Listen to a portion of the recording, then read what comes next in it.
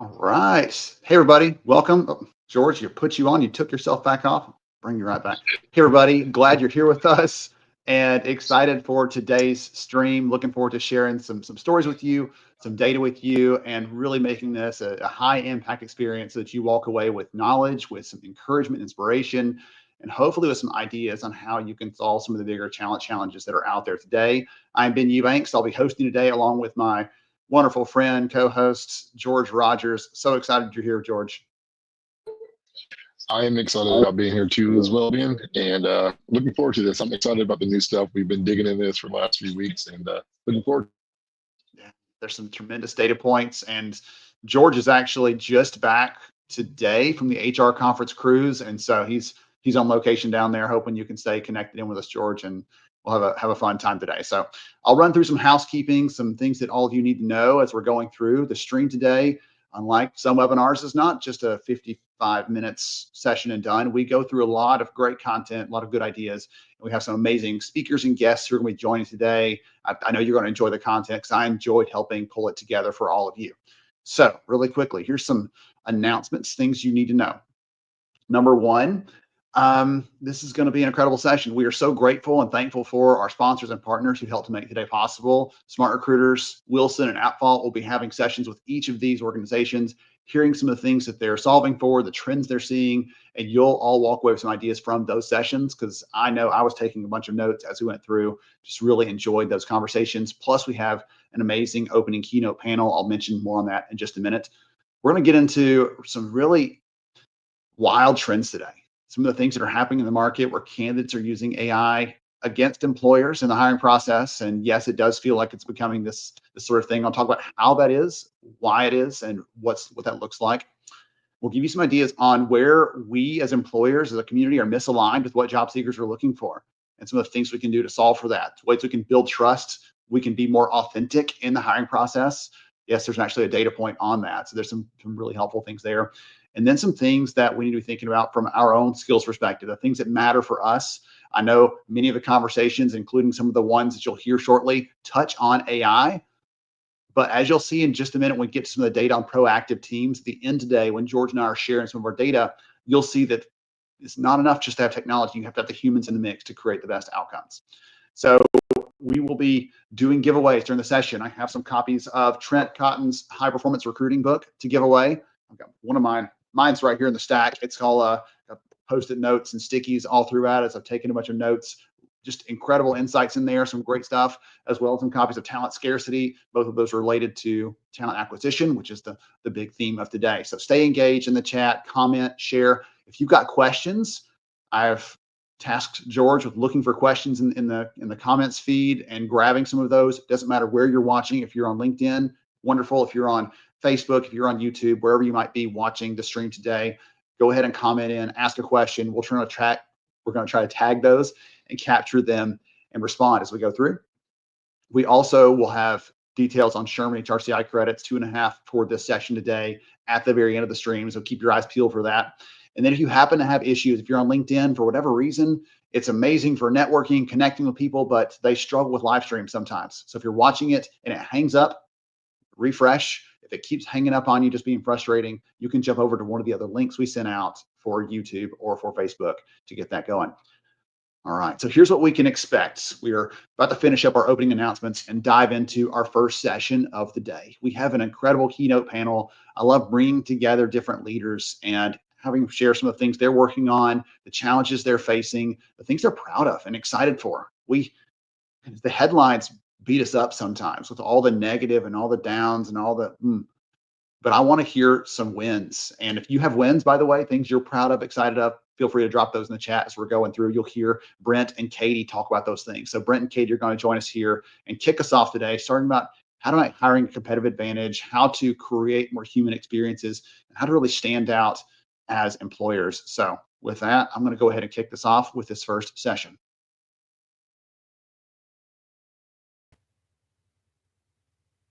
Hey everyone, welcome to the first session of the live stream today. I have been looking forward to this because I always try to cast this broad net over what's happening in the space, what's going on, and I bring in not just one, but two different voices to talk about it from their perspectives, different industries, different companies. and different angles on what they're seeing in the market. So I have Brent and Katie here with me, and we're going to get into some of the high level things that are happening in TA today, the challenges, the opportunities, all of that good stuff. I'm glad you're both here. So to kick us off, tell us who you are and what you do. Let's dive into it. Katie, you want to start us off? Absolutely. Thanks for having me. My name is Katie Everson. I am the Talent Acquisition Director for Exact Sciences based here in Madison, Wisconsin. And we are a global company and in the biotech industry. So happy to be here. Wonderful. Glad you're here, Katie. Brent, how about you? Yeah, thank you so much, Ben. My name is Brent Morrell. I'm the Director of Talent Acquisition for Badger Infrastructure Solutions, and we are one of the world's leading industry providers of non-destructive hydrovac excavation services. Oh my goodness. Okay. I'm now want to ask 10 follow-up questions on what in the world all of that means. I'm hoping to get into it today. Maybe we'll talk about some of the roles you're hiring for, something else. That's cool. Okay. So Katie, I'm going to let you start us off. Broad question, as I said a minute ago, what do you see as one of the biggest challenges facing all of our friends out there listening right now when it comes to talent acquisition today?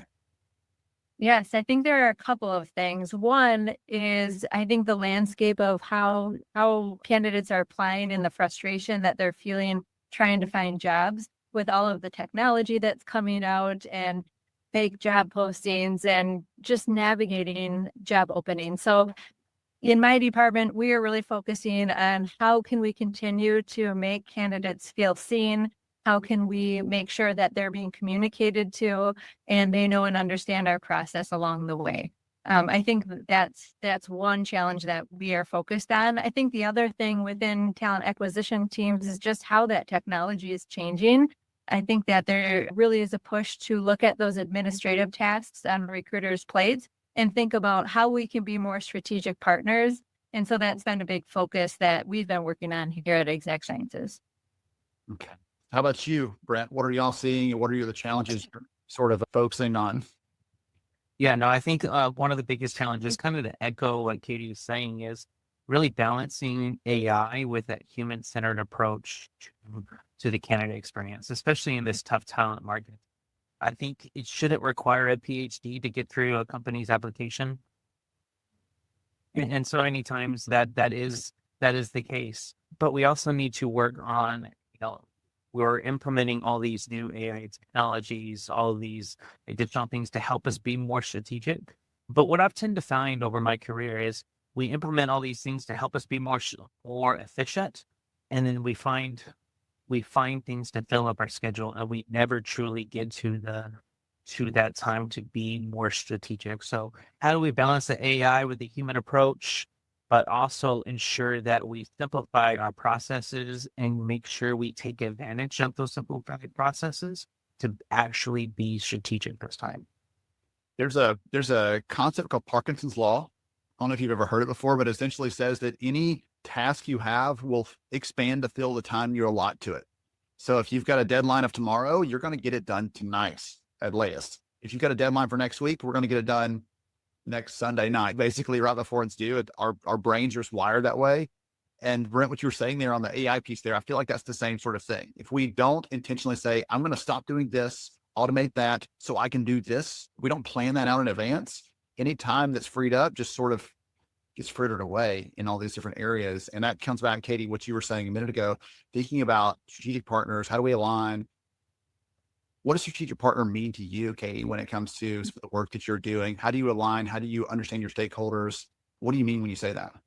Yeah, I think that a big piece of it and the way I think about it is moments that matter, right? From the candidate side and how we partner internally. I think it's important to look where we need to have those moments and have interaction or strategic work in that process from the time we open to when we close something for our leaders. So I think that when we think about strategic work, it's not only knowing what's coming, but it's also knowing who are the best candidates in that talent landscape strategically through sourcing thoughtfully and having the right tools to do that and guiding your leaders. I think so often we can get a reputation to be order takers, and that's not. If you're focused on the right things, you can really look at who your competitors are, who you want to grab from those competitors. So I think there's a lot of opportunity and space to be strategic, and that's how we're thinking about here at Exact Sciences. Excellent.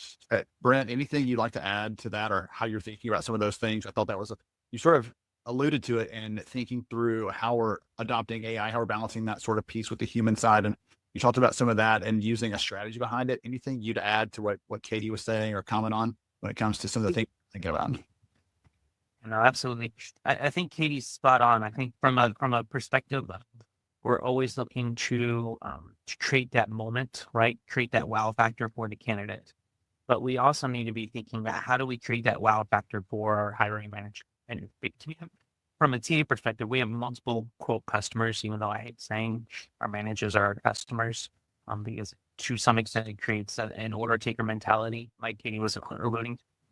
But every manager comes into the hiring process having a predetermined expectation of what they feel that hiring process is going to look like. And from a TA perspective, how do we create a magical moment for that manager that not only meets but exceeds their expectations? So are we proactive? Have we not just taking in the information that are given? Are we asking and really getting to the genesis of the questions of the needs? Are we forecasting, predicting some of these maybe outside the box candidates ideas to really expand the talent pool in this really tight talent market? So oftentimes we think about how do we make the candidate experience better, but if we start thinking about and focusing on not only do we make the candidate experience better, do we make that hiring manager experience better? That's naturally going to improve that candidate experience. That's naturally going to help us become more strategic partners and viewed as strategic partners throughout the business because we created that wow factor for that manager. Word will spread. Like how much fun is it to get to help them be the hero in this? So often candidates tell us that they're interacting with a hiring manager when it comes to like pay conversations, for example, more often than they are with a recruiter. And if they're not equipped for that and aren't prepared for that, then they look foolish. They look like they're out of touch, or it lets that person potentially lose faith in the company because the hiring manager didn't have an answer to their question or wanted to, skirt the issue. But if we've prepped them, they're ready for that. They get to be the hero there. They get to look like they're capable, and it didn't cost us anything really other than a little bit of time. So I love that. I love that. Okay. So Katie, I want to come back to you. What is something that your team has accomplished in the last year that you are just proud of and so excited for? Yeah, so I think that as recruiting continues to evolve, and when you work at a company like mine where unexpected things can come up, having a recruiting playbook and different levers that you can pull is really key. And so I'm really proud of how we've evolved that recruiter playbook. Last year, we had 2 unexpected sales expansions here in our company, and we only had about a 6-week turnaround to deliver that. And we did both times. And so that was because we had the pipelines, we had the external partners, we had all of the things in place to allow us to be able to execute on that project. And I think that there are other unexpected things that come up. And so it's just having a variety of different approaches that you can use to be ready for the unexpected. So is this like the actual written down playbook? It's not a metaphor. It's an actual playbook that the team uses to go through. No, it is our different levers that we can pull in terms of different approaches. So because we're a global company, different special projects come up depending on the country or the need in the area of business. And so our company, I joined 8 years ago. We've gone from 800 to 7,000 employees during that time, and every year looks a little bit different. And so from that, I've been able to take a lot of different approaches to get to certain needs, and that has paid off in how we execute for the business.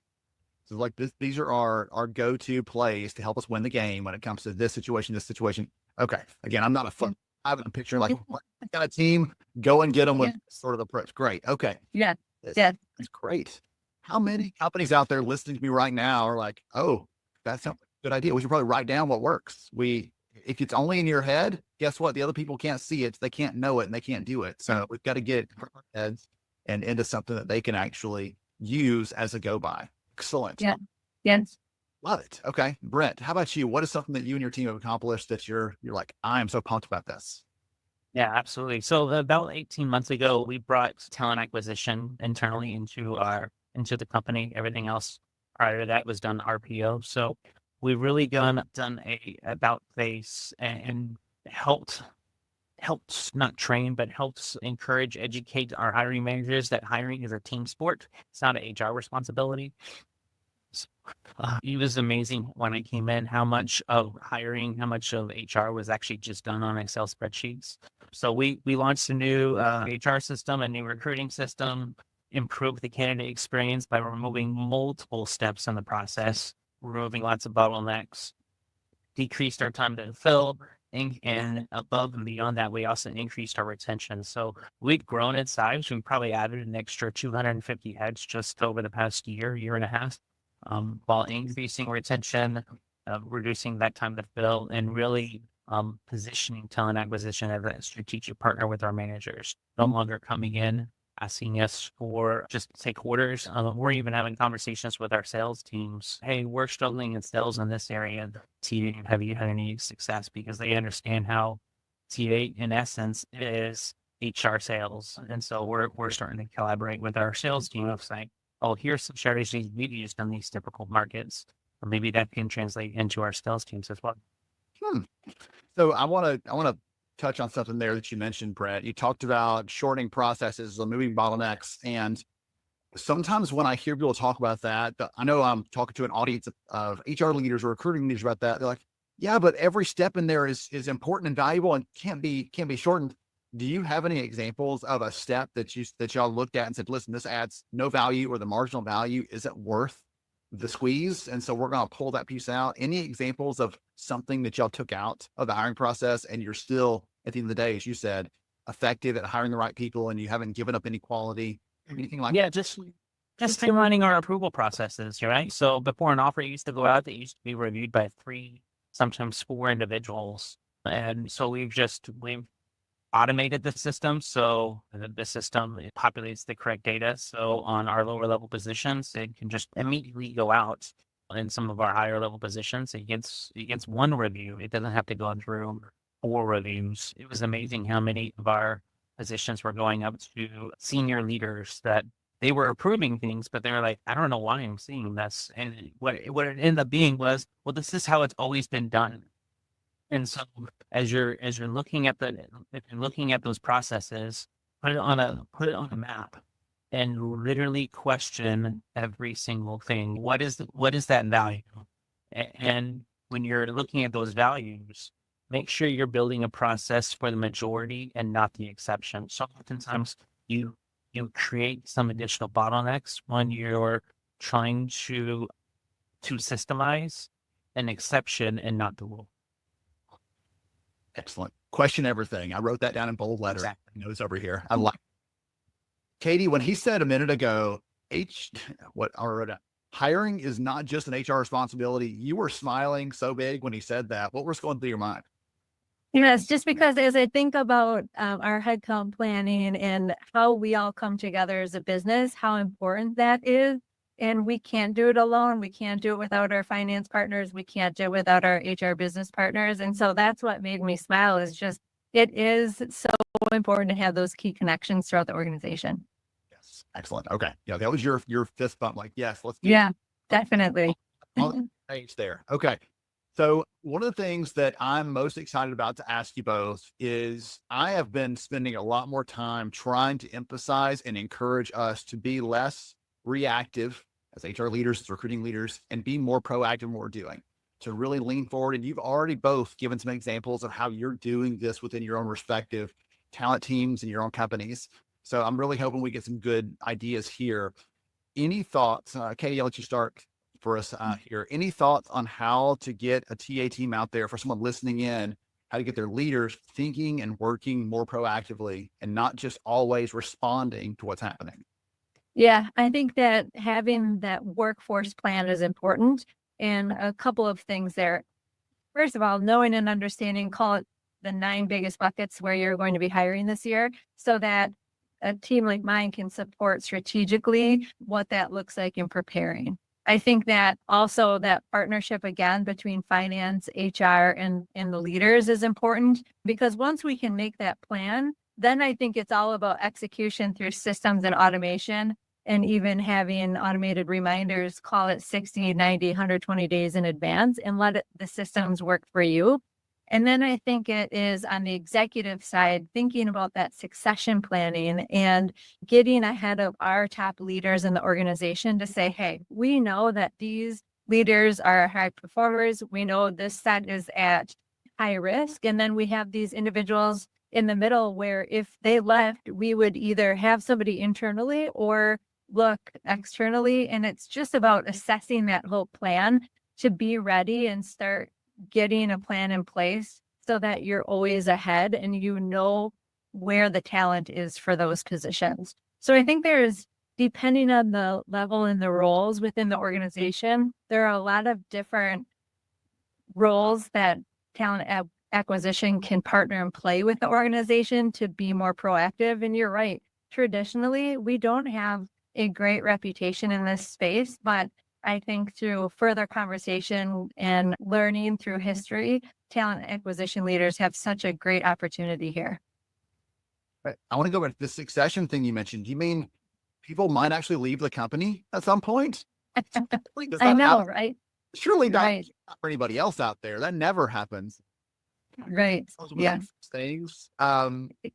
We can respond to a problem, a crisis. We can respond, but something that looked like that may or may not happen today or this week or this month. People just sweep it under the rug and focus on something else. That's how our brains are wired, I think.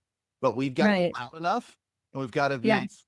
right strategic on how we're talking about it. It's not just loud and annoying, but listen, did you realize here's the negative impact potentially if this happens? What are we going to do? What would you do? Right. And And we know, right? And leaders know. And it's all about creating space for those proactive conversations to say, let's be honest with ourselves.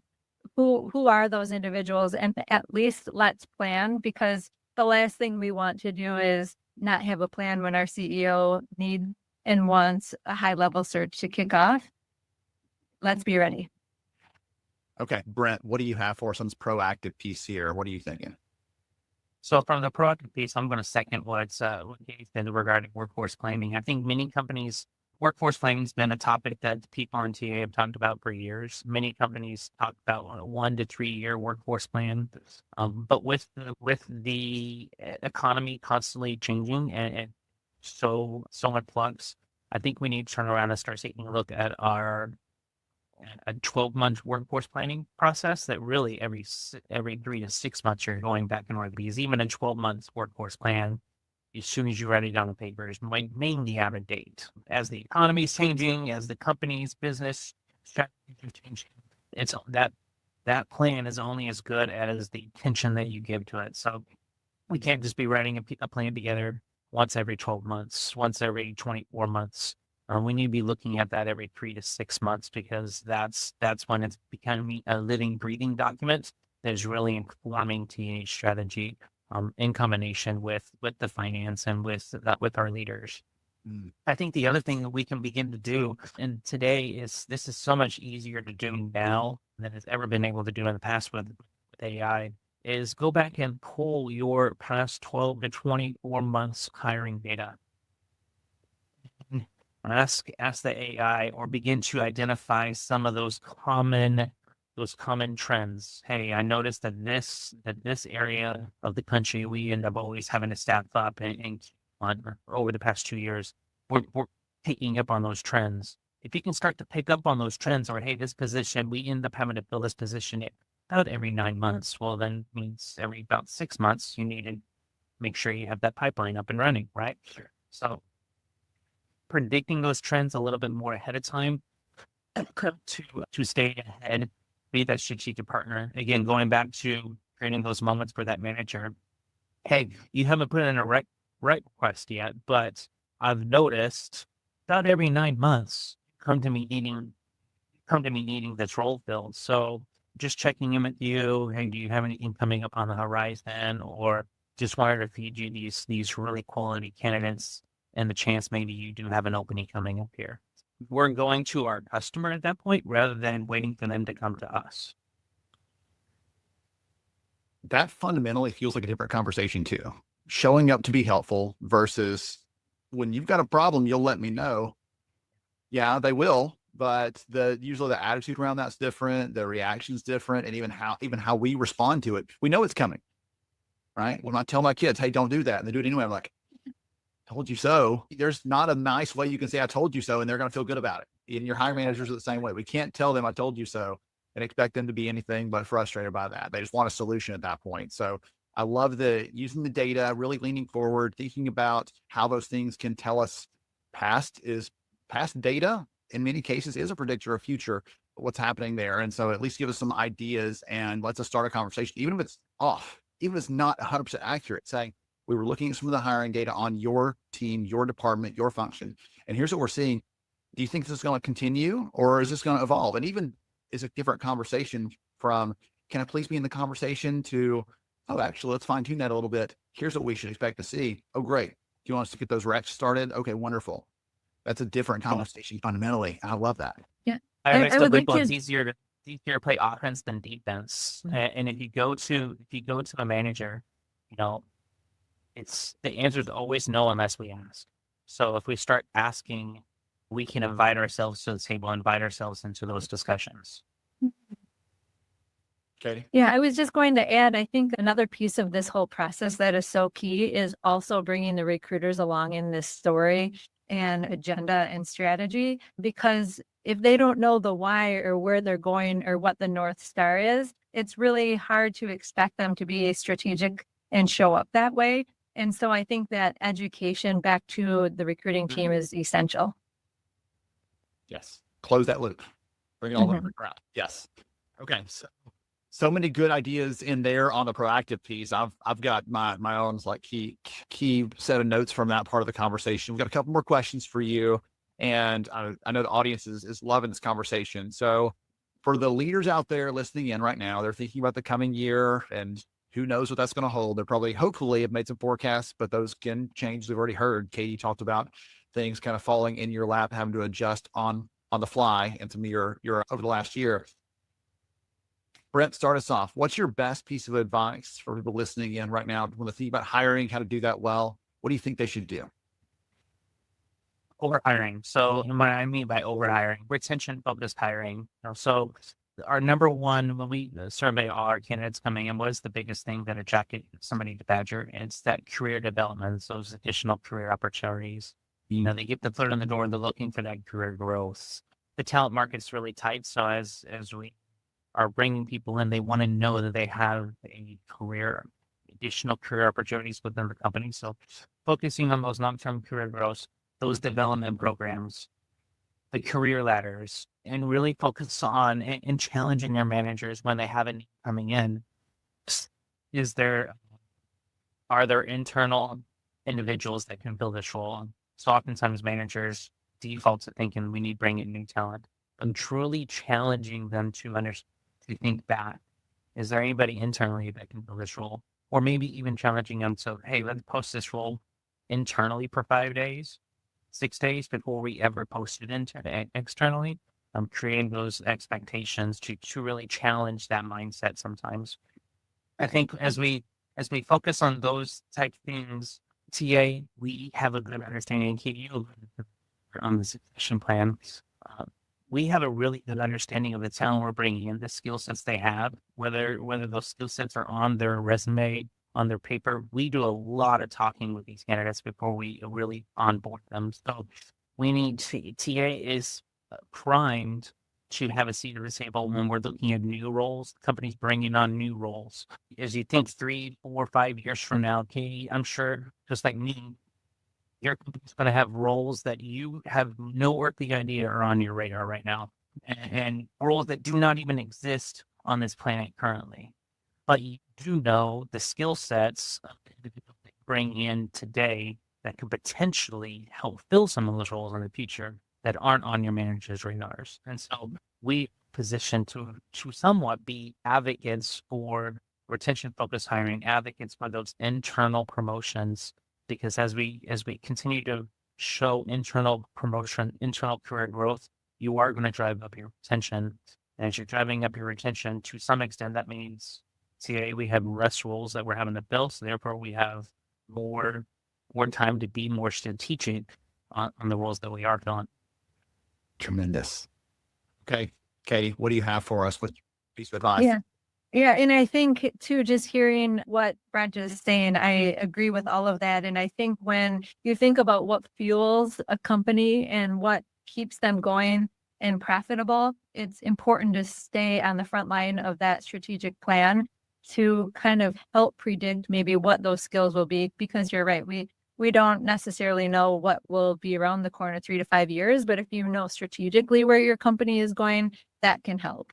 Yeah. I also want to take a little bit different approach on the best piece of advice when you're thinking about hiring this year.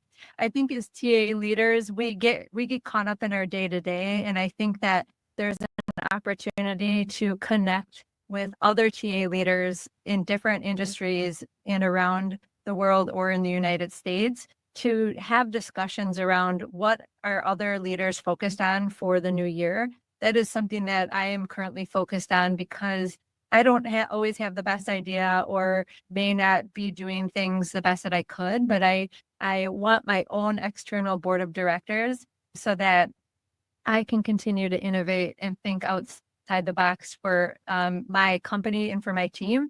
And so I encourage other TA leaders to do the same, because I think there's a lot we can learn from each other with everything that's changing so rapidly, especially with technology and doing more with less.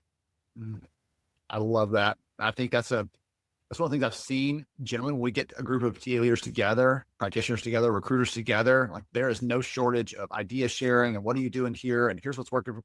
That's why I love these sorts of, as we're coming together. And I know everybody in the chat's already chiming in and stuff, but if you have a chance, get together in person. That is a special kind of thing. That's how I met Katie all those years ago, originally. Yeah. And so I would definitely encourage everybody else for. Are you both okay if the audience reaches out to connect or follow you on LinkedIn so they can just stay up to date with what you're working on? I would love it. Absolutely. Yes. Perfect. I'll make sure I brought both of those, so Katie's and Brent's, into the chat here so y'all can all connect with them on LinkedIn and follow what they're doing. Just stay up to date. And when you reach out, let them know, hey, enjoyed your session today, got a good takeaway, whatever you want to share there, so they know it's not just those spammy, hey, I'd love to connect with you because we have mutual interests. Don't do that, please. We're recruiting. What would be a higher standard people. All right. To everybody else out there, thank you so much for chiming in, for listening in, for being active in the chat during this conversation. Again, I've taken so many good notes from this. I appreciate both of you for joining us, for sharing your passion for this, your wisdom with the audience. And to everyone else out there, stay tuned. There's more good stuff coming right up. All right. Great conversation there with Katie, with Brent. Thank you both again for joining us, for sharing with us, and for your insights. I enjoy seeing the chat here in the comments, George. Everybody's sharing, everybody learning alongside us. And there were some really good, like, fist bumps I saw, or fist pumps, I guess, during that. Peter talked about being the proactive piece of that and really leaning on that front, because if we're just reactive, then you end up not just reacting to things, but having to focus on damage control too. You're putting your effort into, how do I communicate it so it doesn't make things worse, instead of focusing on trying to solve that before it ever becomes a big challenge. We'll talk more about some of the data on that in a little while, because there's some things there that are compelling to me that show the importance of balancing the human, some of the technology automation that's already come up. It's going to come up today because it's a reality of life. George, anything that stood out to you in that? Yeah, I think earlier on the comment on moments matter, right? Mm-hmm. Just the simple things that they really matter, especially in the experience.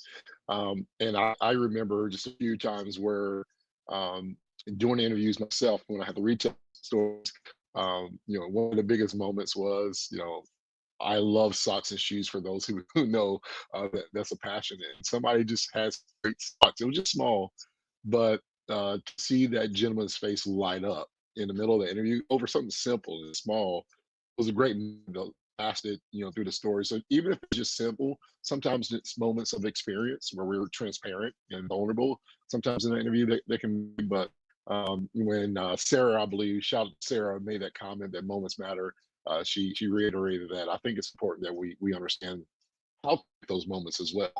And it doesn't have to be something that's overthought. It can be something just simple about the company, about yourself, or about recognizing about. All right. Excellent.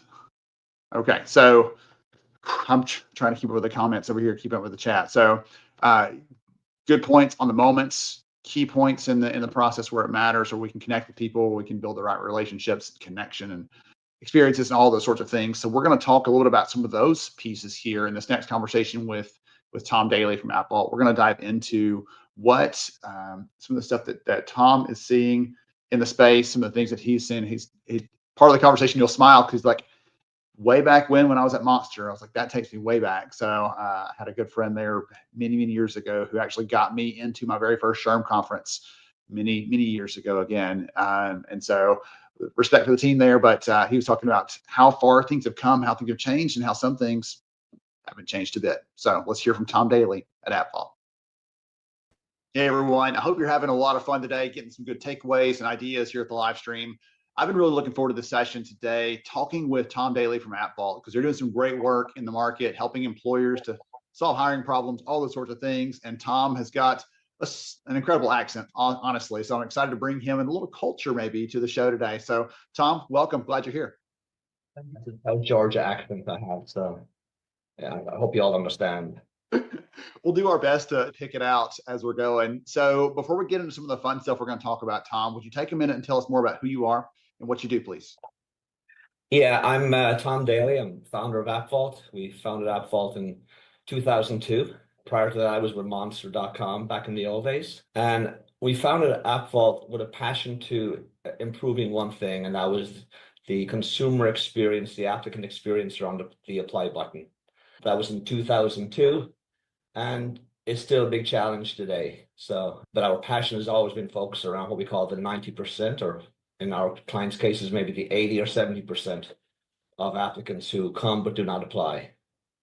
I hope you give us the answer to that as we're going through this. Give us some insight on how to get more of them to apply. So you've been at this for a while, right? Before with Monster, now with AppVault, and you have this a couple of decades now in the seat there trying to help companies. So what are you hearing right now, the companies you're working with, are the biggest challenges that they're facing? Yeah, I think there's three things that we're hearing from customers that call in.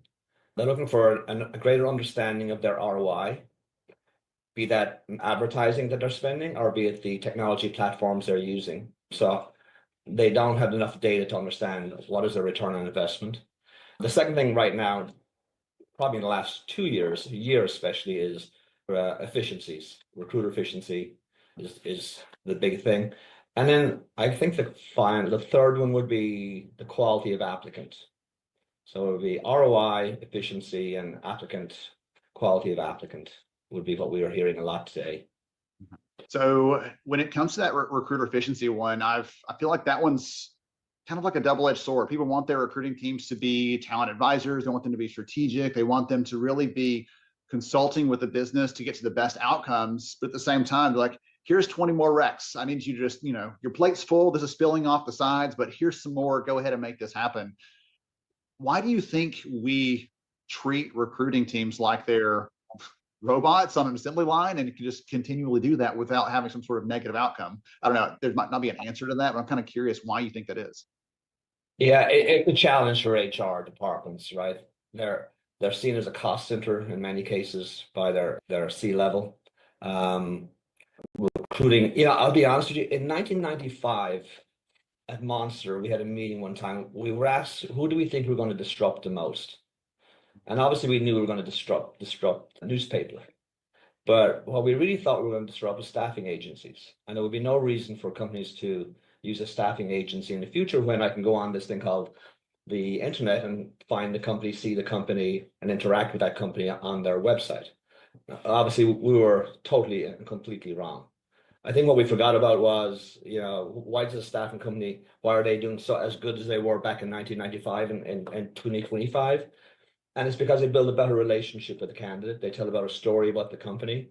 And I think internal recruiting is an after the application process and not a before the application. And that's where we're trying to help our clients, is creating a conversation before an application. How do you create a better engagement with the job seeker than your competitors. Our focus is to make you employer of choice. The candidate has got 10, 20 companies they're looking at. Why should they pick you? And that's the focus of our platform. Our focus of everything you do is how do we tell a better story? How do we create a better connection between a job seeker and that company? And the recruiters today, I think, are dealing with the application and thereafter. And we're going to have to switch to, in a recruiting function, being able to have a conversation sometimes before that application. So it's maybe a different skill set we need going forward, from moving resumes and moving applications to being more of a salesperson and talking about our employer brand and understanding a bit more about that applicant and what their real, why are they on your website? Why did they apply in the first place? Get to understand them as a human. And that's why we say what we're trying to do here is humanize recruitment once again. So we want to create that conversation, a better understanding between an applicant and an employer and vice versa. Humanizing it again, that reminds me of the time I was recruiting and how I had to learn from the ground up very quickly. As I'm doing it, I'm having to learn the key things and learning sometimes by doing the wrong things occasionally, but the importance of really connecting with what candidates care about, knowing what matters to them, speaking their language, all those sorts of things. And it's sort of what you're talking about here. One of the things that gets me is in this new research, we're going to share more of the data later on, but in the new research, one of the things that stood out to me that I was actually sharing with you the other day is that fewer than 2 out of 10 candidates say that they fully trust an employer brand that's out there. And so, as you said, I don't know if companies are thinking about this, if they're just assuming that it's going to be fine, if they're assuming that it's connecting and resonating with the people they're trying to reach, but candidates are not really feeling it. And so that's why this humanizing piece that you're talking about makes such sense to me, because candidates are like, yeah, they're saying all these things. We don't know if it's really true or not. We're not sure we believe that. And we have to get past just the noise and get into really having true and authentic communication and connection with the candidates who want to change that. Any thoughts you want to share on that front? Yeah, it was interesting. I went on ChatGPT about a month ago. Believe it or not, Ben, I'm still able to use technology. But I went on ChatGPT a month ago and I asked it to tell me what the employer brand, I picked the top 25 Fortune 100 companies.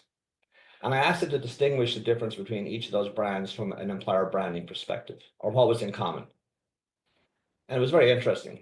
They all, in terms of bullet points, they all have the same EVP, employer branding, culture, whatever. So there's really no differentiation from brand A to brand B in recruitment. I've yet to find an ad that says, we're not a great place to work. We all say we're a great place to work. We all say we've got great this, great that. But so we're not differentiating from our competitor in recruitment well enough. The other big issue is, and we work with some very well-known consumer brands, one of the top 10 Fortune 100 company consumer brands, yet 85% of their traffic to their career site, the first touch point they have with the job seeker is the requisition page. It's not the beautiful career site that sits in the front of that. It's 85%, and this is what one of the top 4 brands in the world. 85% of their traffic, the entry page is the requisition page. Which is known for its beauty, right, Tom? Yeah, it's a Word document that was written, that hasn't changed in 25 years. And you've only got so much time with a consumer in today's world where they're going to jump back into multiple brands that day. And how do they remember you from everybody else when you've read the same requisition? If you're a nurse, you're going to read the same requisition at 10 hospitals today. So we're very passionate about, you've got to create a better experience right at the start. And your employer branding for most companies is that first engagement point. And if you're not separating yourself there, you're certainly, you're at a loss compared to other brands. You're not going to compete against that maybe number 3 consumer brand in the world. If you're B2B, you're certainly not going to have challenges with employer branding in today's marketplace. So that first touch point, we feel is critical. They're on that page for a reason. So giving them information around that reason. Don't tell them a job description and the requirements. Just don't do that on its own. Don't give them a cheat sheet for AI to tell them, here's all the skills you need. So now the AI engine can pick up, okay, let me write a resume around all those skill sets. So that when I get into the ATS, I'll be matched with my skill sets. So you've got to do something different, and we haven't done anything different in 25 years, from my perspective, in terms of that requisition page. So I don't know if I answered your question, Ben. Well, it gives me, every time you share, Tom, I got to ask you a follow-up because I want to go deeper in some of this stuff. So let's say someone out there listening to us right now says, okay, yeah, I took a look at some of our competitors. We all sound the same. It's not employer branding, it's employer blanding. I heard someone say, use that the other day. I thought that was brilliant. But like they all start to sound the same. What advice would you give them to really go a layer deeper beyond just the buzzwords, beyond what everybody else is saying, to really talk about their unique culture and values? Anything you'd share with someone that's listening right now to the live stream that might want to be make that change? Like, I'm with you, Tom. We sound the same. We need to change this. What should they do?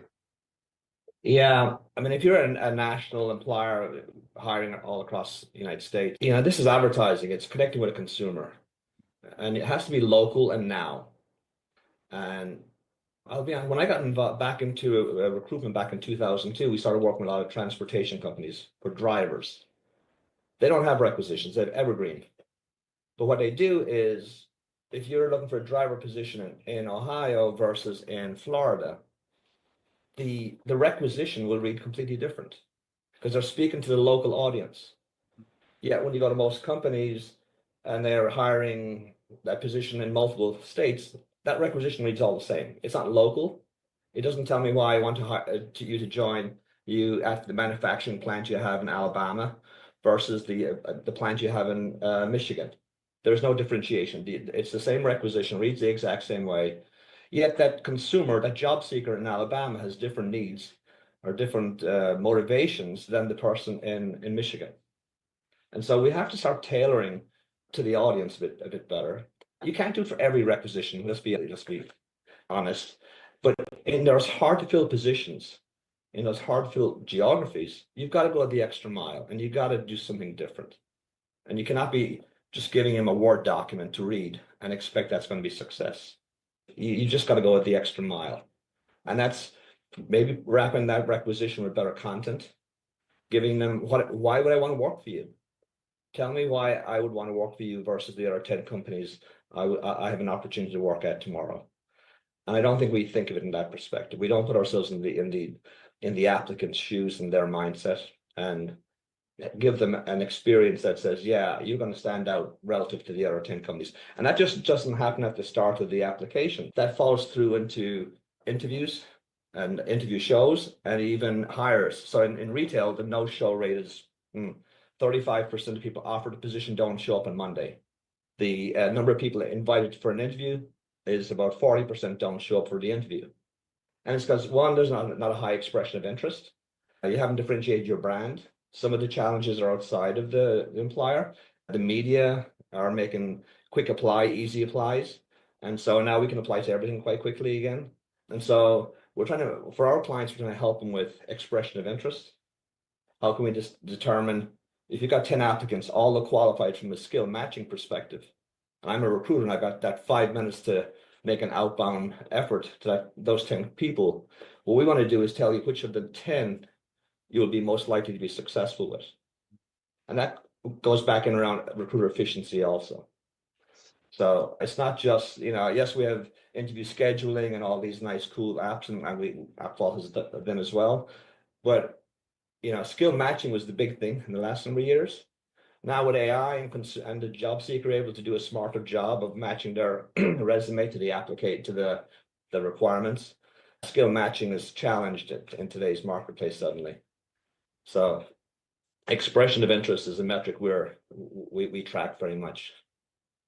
One of the things I'm hearing you talk about this, and I'm in my head, I'm sort of revisiting some of the data we collected. I believe it was last year. That was one of the stats that I've shared more than anything else. And we looked at candidates and we gave them a couple different job ads to pick from.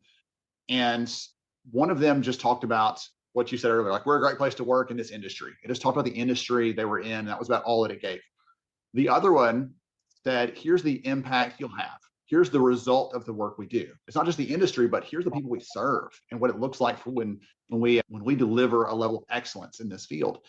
And the job applicant doesn't know what company it is. They don't know any details about the job beyond just the title. And that little snippet causes them to prefer that second one 2 to 1, when they start seeing the impact they can have, that goes back to what you're saying here is we need to take them down a different path. Don't just list the job stuff out, because they're going to get that in this process. They'll be exposed to that. But if we can talk to them about, when you do this kind of work, here's the results the world's going to have, or the impact on the world that you're going to have, the result in the community you're working in, the people you're serving, the things you're building, whatever it is, right? You can adapt to the job, but that's what you're saying, is really getting that last mile, tailoring that to the degree we can, because that's going to make it stand out, be different, and feel different when I'm applying to this job versus the other 9 I applied for in the last couple hours, just trying to find a place to work. That one's going to feel different as a candidate, and it's going to appeal to them in a different sort of way, it feels like. Yeah, no, absolutely. And it lets candidates we're all consumers, we're smart. And if you take that effort as an employee, we call it the why. In recruitment, we've known the who, the applicant, we've known the what, maybe the media source in most cases, but we have no idea of the why. Why did an applicant come on the website, on our page today? Why did they apply? Why did they not apply? We've never been able to answer that. And what we focus on at AppVault is focus on the why. And when you focus on the why, you become more empathetic to the job seeker. And you'll say, well, why are they on here? If I'm a nurse, why am I looking for a job right now? There's one of a number of reasons, from maybe patient ratio to educational reimbursement. If I'm a developer, they're quite different. It might be tech stack. If I'm a truck driver, it's completely different. It's home time and equipment. So all of us in different professions, different demographics, have all different whys. And what we're doing with our customer base is trying to help them understand the why. Once you start understanding the why, now you know the why not. Why are they not applying? Where is that happening? So that's where we can start to understand ROI, not just cost per lead or cost per hire, but cost per lost opportunity. And then when you start doing the why, the consumer is here going, this company is more empathetic to me. I've looked at 5 other companies. They've given me a job requisition to read. This company has given me, I cared about home time, or I cared about what your tech stack is, or patient ratio. And I've got that knowledge, and I can understand if they applied as a result of that, or I did not. And then we can actually go one step further and pass that to the recruiter. And now the recruiter is treating this candidate not as an application, but more as a human. And they go, this person's motivation was this. I can do a better job of maybe trying to hire this person, and talk about what we can offer that person, and why that could be, why we're matching well with this company, with this applicant. So we're trying to change dynamic, not just in the front end in getting a better qualified applicant to apply. We show a double return rate when people leave and come back. It's double for what we call motivators versus non-motivators. So we can show the ROI of conversion. So if you only converted 20% in the past, and we move it to 25 or 30, that's a significant increase in application, quality of application more so, and therefore a reduced need to spend so much on advertising. And then we pass that into the recruiter on the back end, and they can do a better job at understanding more about that applicant than they ever did before. So we're quite passionate about the why in recruitment and its impact. And I think it shows in a job seeker, you've taken more of an effort to try to hire me than anybody else did. I was hoping you were going to get around to the ROI piece. You mentioned all 3 of those at the outset, and you brought us direct around to the full circle to the ROI there at the end. And you mentioned motivators and some of the things that y'all are doing at AppVault. If the audience wants to learn more about some of the work that y'all are doing, the way you're doing it, how you're helping to sort of change the conversation around this, what's the best way for them to connect?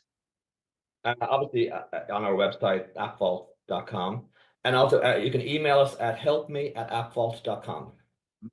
Tremendous. Perfect. I'll make sure and link that into the show notes here in the comment section for those of you out there watching live. We'll get that out there. So Tom, thank you again so much for the time today, for sharing some insights with us. I didn't know where we're going to go when you said way back, when I was at monster.com, I was like, whoa, you're taking me back, Tom. But I love the range of conversation today, and gave you some really good ideas. And I know the audience as well, for how they can be more effective at this. So thank you so much. Great, Ben. Great talking to you. Absolutely. Everybody else out there, you're going to hear me say it every time, probably. To everybody else out there, stay tuned for more great stuff coming up, because I say it in my sleep, I think. All right. So great conversation with Tom there. Some good conversation in the chat. I think my winner so far is, double check on the name here, it doesn't show up on this side. Crystal, some great shares. Really enjoyed seeing your story about some of the changes that you've made. Again, we can't see your name here on this one, but make some changes there. I'll talk about some of that in the research in a little bit, talk about some of the things we're seeing there, because your points, your inclination to make those changes and to lean in on that and to represent some of your, I don't know, actual employees, real photos, those sorts of things. Those things do make a difference, and it does matter how people see them. And as I mentioned in that conversation there with Tom, the perception that these things are not very accurate, very honest, very truthful, that's how not employees, but candidates feel generally about a lot of the content they're seeing there. So it's a chance for us to step in and create a different conversation, a different experience. And I love the way that Tom talked about, you know what if candidates are saying, which company is starting a real conversation with me? Which one is actually listening to what I have to say? I'm paraphrasing a little bit, but some of you talked about that in your own comments as well, making it a real back and forth, having a dialogue, creating some respect in there. I think that's such an important approach to this. All right. Okay, George is getting his camera all set up and squared away. He'll be back with us shortly, but I'm going to go ahead and transition to our next conversation. So we're going to talk with Kim Pope from Wilson. She is breath of fresh air. She is just a bright light. I respect her and the work that she's doing. And she's talking with me about this concept of talent sustainability. Now, all of us know this idea of sustainability from an environmental standpoint, those other sides of things, but she's talking about, are we creating a sustainable approach to the talent that we have access to, not just on the hiring side, but internal mobility and growth and those sorts of things that were starting to sort of come out in that previous conversation as well. So let's dive into this conversation with Kim, hear from her about some of the approaches we can take to connect more deeply, serve our people, and create better relationships with the talent we're reaching out to. Here we go. I'm excited to be here with Kim Pope, and we're going to be talking about some of the things that they're doing in the market, some of the challenges they're seeing in the market, and how they're serving employers that are trying to find and keep the best talent that there is. Kim, welcome. Glad to have you. Thank you. Great to be here, Ben. Thank you for having me. I'm looking forward to a fun conversation. Before we get to some of the good stuff, would you take a minute, let the audience know more about who you are and what you do, please? Yep. So I'm Kim Pope, and I lead global operations for a integrated talent solutions organization called Wilson. We actually just rebranded from Wilson HCG to Wilson. My role is really overseeing all of our operations, which includes our RPO, our MSP contingent, and also our executive search. I'm based in Tampa, and been with the company at 50. I just celebrated my 15-year anniversary. Okay. I was going to ask you, what's something not in your official bio, Kim? I am the mother of a 4-year-old named Kennedy, who really keeps me busy and on my toes. So that is usually what I'm doing when I'm not working, is chasing her around. Chasing her. Yes, we've got a 3-year-old in the house again. And so, yes, chasing is So a big part of the day-to-day. Yes, making things happen. Tremendous.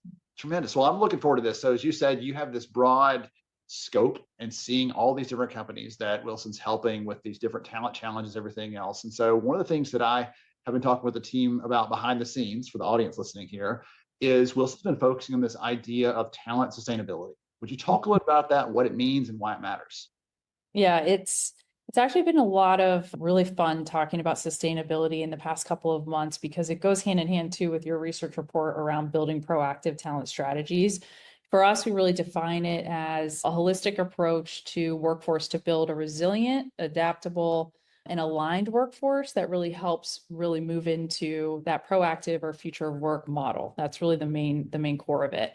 Technology is evolving so much in really, really fast. Like, we've got a lot of studies and conversations around the skills-based hiring approach and how quickly in the next 5 years, I think it's 78 million people are going to need to be reskilled, which is a really daunting task for organizations to really think about that.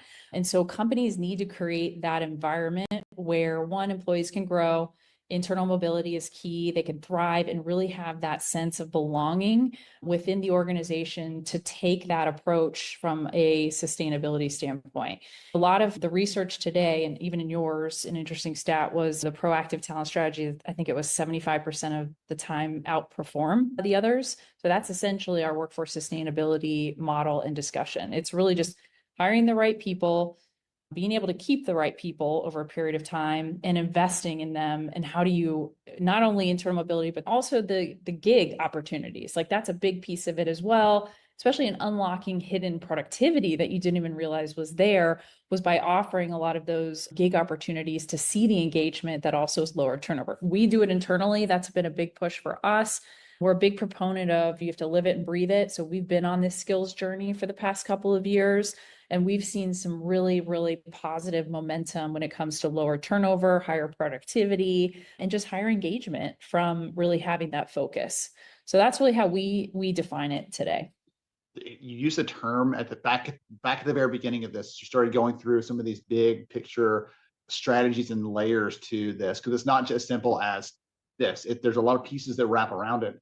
And you use this term aligned workforce. And I was trying to count the ways, because at first I was going to challenge you, what do you mean by aligned workforce? And I started counting the ways as you laid that out. You're talking about the skills piece. You're talking about someone's individual aspirations. Maybe I want to do this thing, and you unlock that hidden productivity, as you mentioned, when you give me the opportunity to raise my hand and volunteer for that or step into that role. You talked about the importance of belonging. Anything else fit under that aligned workforce piece? I think that picture in my head is a really exciting one, where we aren't working at cross purposes to the people who are here, but we are working in concert with them to serve customers, to build products, to do the things we're trying to accomplish. Well, I think the other component of that too is providing the technology that elevates and really helps them be more strategic in their work and things like that, I think is kind of the last key to that. Because to be able to communicate across silos, to be able to see these opportunities, to be able to showcase your skills, having the technology piece of it from an internal mobility standpoint or from a recruitment standpoint is critical to have that seamless process to be able to do it at scale. Because that's kind of the biggest challenge right now is how do you do it at scale? How do you communicate it, and how do you grow it? Well, that's a good tie-in. I was going to ask you next. We're looking at the research that came out from this new study we've done on talent acquisition. We'll be sharing more of those findings just a little bit. But one of the things that stood out to me is we, for the first time, asked employers to sort of rank where their problems were. Is it about attracting people? Is it about getting your brand just right? Is all these different things. And the number one answer came down to, we're trying to pick the right one. We don't have a lot of extra choices. We don't get like a second chance. We got to pick them right now. And so I'd love to hear from you. You mentioned things like technology and some of these other process pieces and strategies. How does Wilson help clients when they're trying to make sure they pick the right one? Obviously, knowing that different industry, different company size, different company phase of growth, like all those things can factor in. How do you help companies that are trying to make the best selection when it comes to it? Well, it comes down to, if you're using traditional hiring models from the past, it just doesn't cut it anymore. So for instance, like the skills-based journey organizations are going down. Companies sometimes still, and some still do, but some are really public that don't now, is rely on degrees or past experience. Companies that are investing in understanding actual skills and potential, and also those, especially the soft skills that are going to take, because in the next 5 years, when we do the reskill, the biggest thing is going to be those soft skills, relationship building, systems thinking, those types of things. Understanding that and what that skills gap looks like today really then helps put the traditional hiring models away. And then for us, it's, once you figure that out, identifying what your skills gap is and using the technology to do that. So for instance, leveraging any of the market data analytics tools. We have a proprietary one that we use on a daily basis that gives us, what is the market, what is the external market I'm looking for? How does that compare to my internal talent skills gap when I'm hiring? And maybe I'm either looking internally or I'm looking externally, but it gives me the analysis to be able to make those decisions. That's a big piece of it, because then once you figure that out and what you're looking for in those specific markets, then you know how to screen better. What skills gaps do you have? How do you align your interview questions around that? And then there's plenty of technology tools now from an automation standpoint that can really give you that at the click of a finger based on the skills that you're looking for. So technology has come so far to really help elevate the ability to screen candidates in a more quality way. I'm inspired. I'm excited about this. So I'm falling back on mine to a conversation I recently had with one of our advisory board members. He works in talent intelligence for RBC Bank. And one of the things that he was talking about is they're really looking at how to get past just technical skills, right? Even into the human soft skills, whatever you want to call that, but also into someone's resilience and their ability to withstand stress and challenges at work. You may be perfectly competent, perfectly capable of doing the job, but as soon as things get a little bit of high pressure, like many of us experience at work, especially in the world of talent, they crumble. Like, well, that person is not going to fit this. And so we did a little of digging in the research to ask when employers are looking to hire If it's for a frontline role, is it for a manager role, for a more of a corporate role? What does that look like, and how does that mix change? Because that sort of thing matters a lot. So I'm glad you talked about things like potential in there, because so much of the conversation around skills is just like, you have it, yes, no. And even skills themselves are not as simple as a 1 or a 0, a yes or no. It's, hey, listen, you may be a writer, but you're intermediate, you're advanced, you're just barely making it out of high school, for my friends out there who struggle with that like I did, like all the sorts of things. So I love talking about the bigger picture there, because there's so many variables in it. It's not as simple as it might seem at first glance. And to take that even further, one of the things we did, so once you identify that's what you're looking for, you also have to build it internally. So we created like grit. We created a grit award just to highlight every month the behaviors of grit that you want to exemplify. And then we share it on a global all-in call every month. Because if you know that that's the skill that you're looking to develop, you've got to find ways to show the stories to then motivate others to want to build that skill. It's self-nominated across our entire delivery team. So if you see somebody that it really exemplifies something that shows grit, then your peers nominate you. And then every month on an all-hand call, we celebrate that. Because again, the skill, really wanting people to strive to continue to develop that skill. So showing what good looks like through their peers really helps people continue to build on that. So that's just one little tidbit that we did, because grit, same thing, like we're trying to develop that as much as possible, because that is the future of success. If you think about, we've all been through so much the past couple of years, and to come out through that, grit is a key component of it. And I would argue that grit isn't just the component, but as you said, it's the storytelling around that. Yeah. Let's tell what it looks like here, because grit here may look different than it does look down the road. Right. And so that matters so much. One of my good friends used to be the head of manager development enablement for Accenture. Just like, of the thousands of managers that I've coached and guided over the years, the number one biggest gap that they had was they didn't know what good looked like. No one had told them, and they didn't know what am I meeting that objective or that standard? Am I not? And so being clear on those things matters. 100%. I want to ask you about that sort of ties in that storytelling and using the data to be more proactive. You highlighted a little bit of the data on that earlier. And I want to talk to you about that for a moment, if you don't mind, because I think people listening in here, many of them are in that positions where they're saying, listen, I'd love to be more proactive. I'd love to be more strategic in the work that I'm doing, not just waiting for someone to pick up the phone and say, hey, I need another person, but I want to be really leaning in and partnering.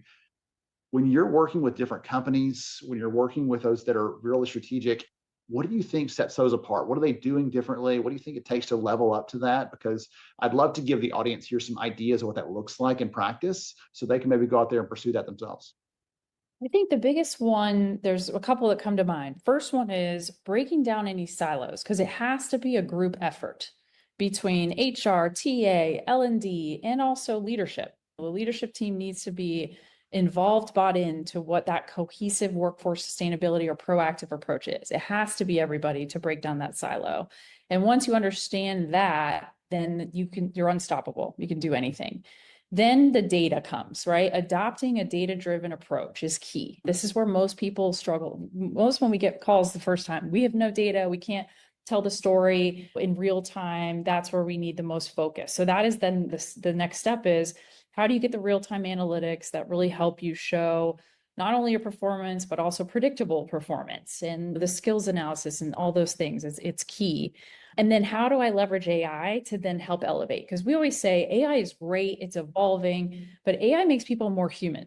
It should make people more human than it should less human, because then it should give the ability to have tasks that would take hours to complete within a minute. And so you can handle more things, you can build more relationships. The skill for a recruiter is evolving, saying that relationship building is going to be one of the key skills, if not more, in the next couple of years than anything else. No surprise, we've already known that for forever, but it's just now coming to the forefront. So I think that's critical. And then the last point that comes to mind is the focus on investment of internal mobility, having the right structure to tell the stories from how do you show a gig that can give somebody that career growth, or how do I know where I can move my career, and how can I showcase my career? That you have to have that internal mobility, either platform or some sort of avenue to have that, to really have a truly proactive model. Because once you have all those in place, everything else really starts to fall in place.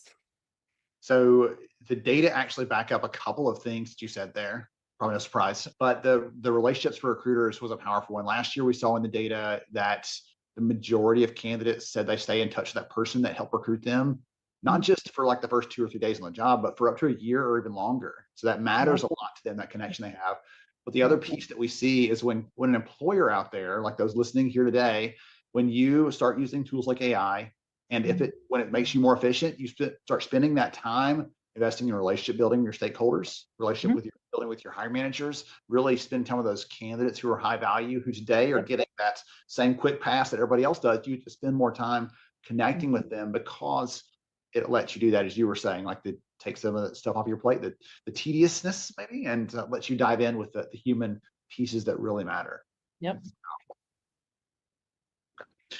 You talked about breaking down silos. Let's say you're going to give our audience 2 or 3 or even one good pointer on breaking down silos and trying to build some of those deeper relationships, because it's nice to say, it's harder to do, as we well know. Any thoughts on that one?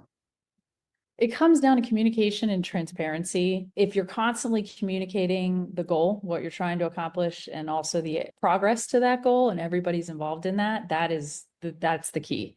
It's that simple. There's so much more to it, right? Having the right infrastructure, teams, and things like that, governance, but it's the key thing is communication and transparency. Excellent. Man, I love this so much. Okay. So for the audience out there listening in right now, if they want to know more about what Wilson's doing, how you're enabling some of these outcomes like we talked about today for the companies you're working with, what's the best way for them to connect or learn more? Well, feel free, if anybody wants to reach out to me directly on LinkedIn, I would love that. Also, feel free to, our website has a lot of good resources. Our marketing team does a really good job of really sharing this content from a thought leadership standpoint. So please feel free to check that out. But always, I'd love to connect with anybody that just wants to connect. So. Excellent. Shout out to Marisa and the good team over there. And you mentioned earlier, but you were very careful not to mention it.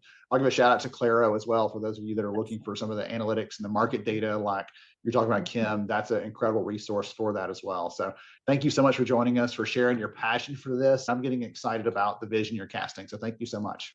Thank you, Ben. I appreciate your time. Absolutely. To everybody else out there, stay tuned for more good stuff coming right up here on the live stream.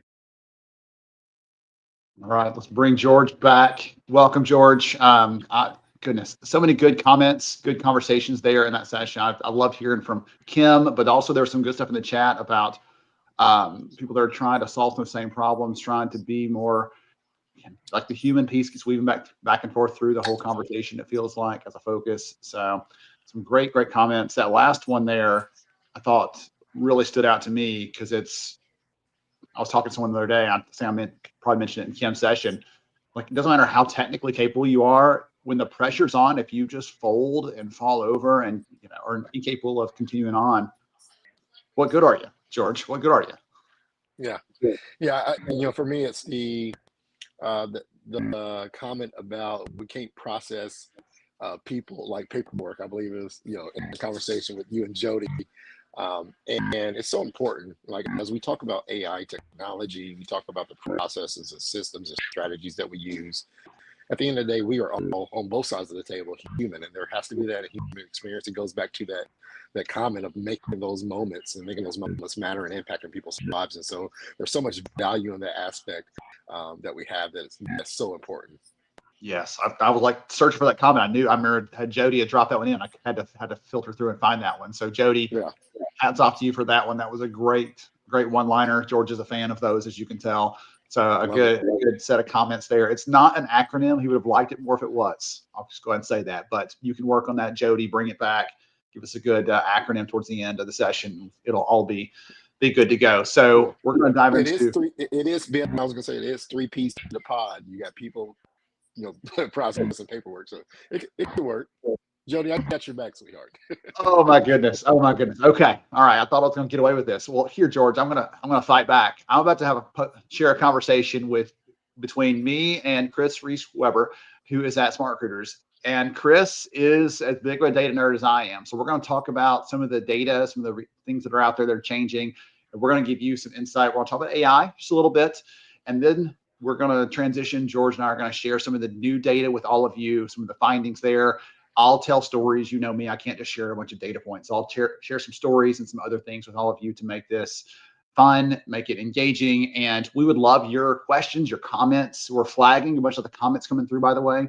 I am smiling big. You can't see me behind the screen when the feed's going, but I'm smiling big because there are so many comments that are coming through that are going to link back to some of the things that we'll be sharing shortly. So some of you are already on the right track with some of the ideas you have and some of the approaches you're taking, and I'll give you some reinforcement. That's the right direction.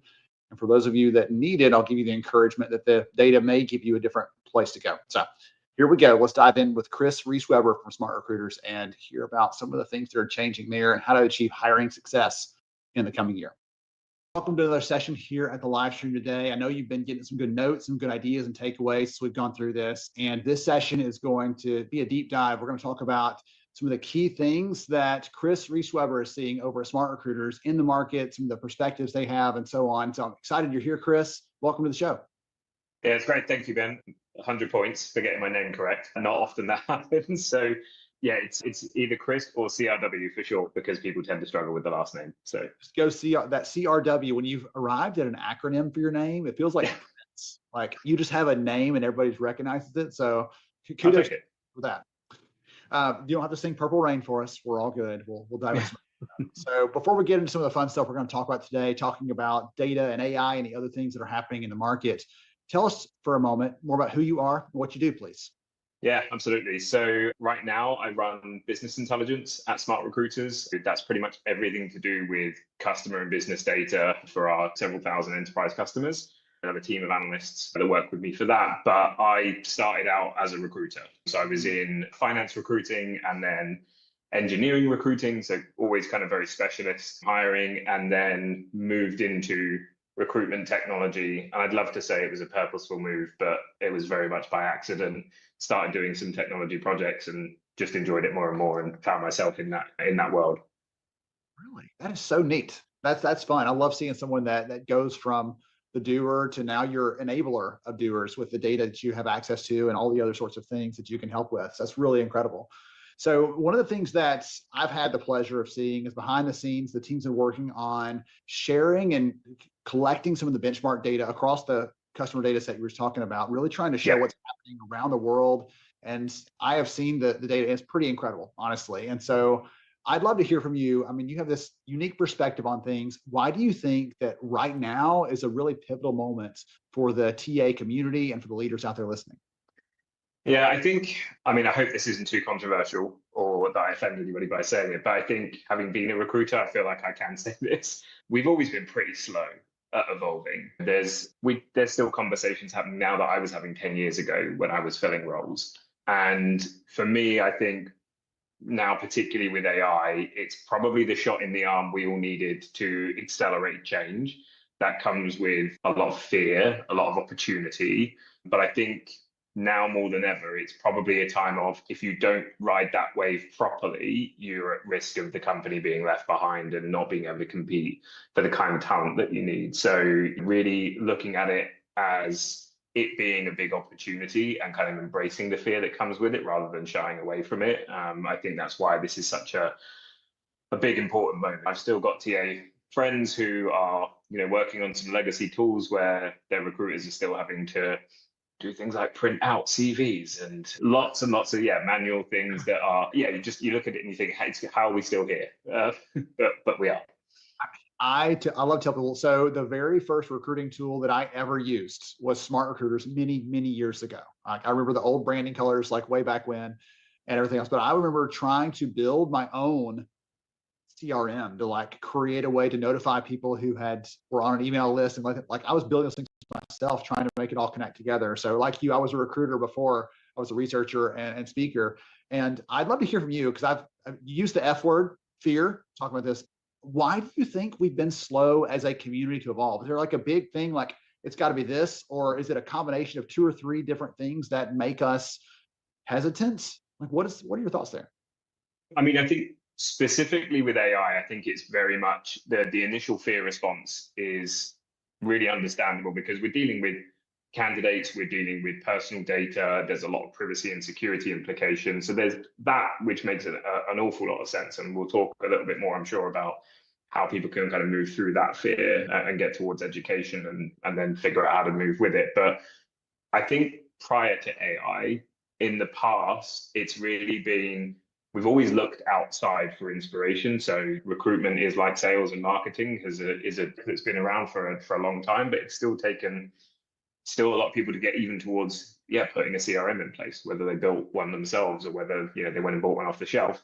I think often because we just get bogged down in the day-to-day. There's always roles that need to be filled. There's always bums that need to go on seats. We need to keep delivering that. So I think it's just really easy to get lost in the source of the day-to-day of doing, and maybe not enough time spent on that strategizing piece. And I've definitely seen a lot of change in that with the advent of new roles and recruitment ops teams to help free up people. It's definitely got better, but it's something that I think more and more people are going to need to spend more time on. I think if you ask any TA leader, would they like more time in their day to spend on strategic things?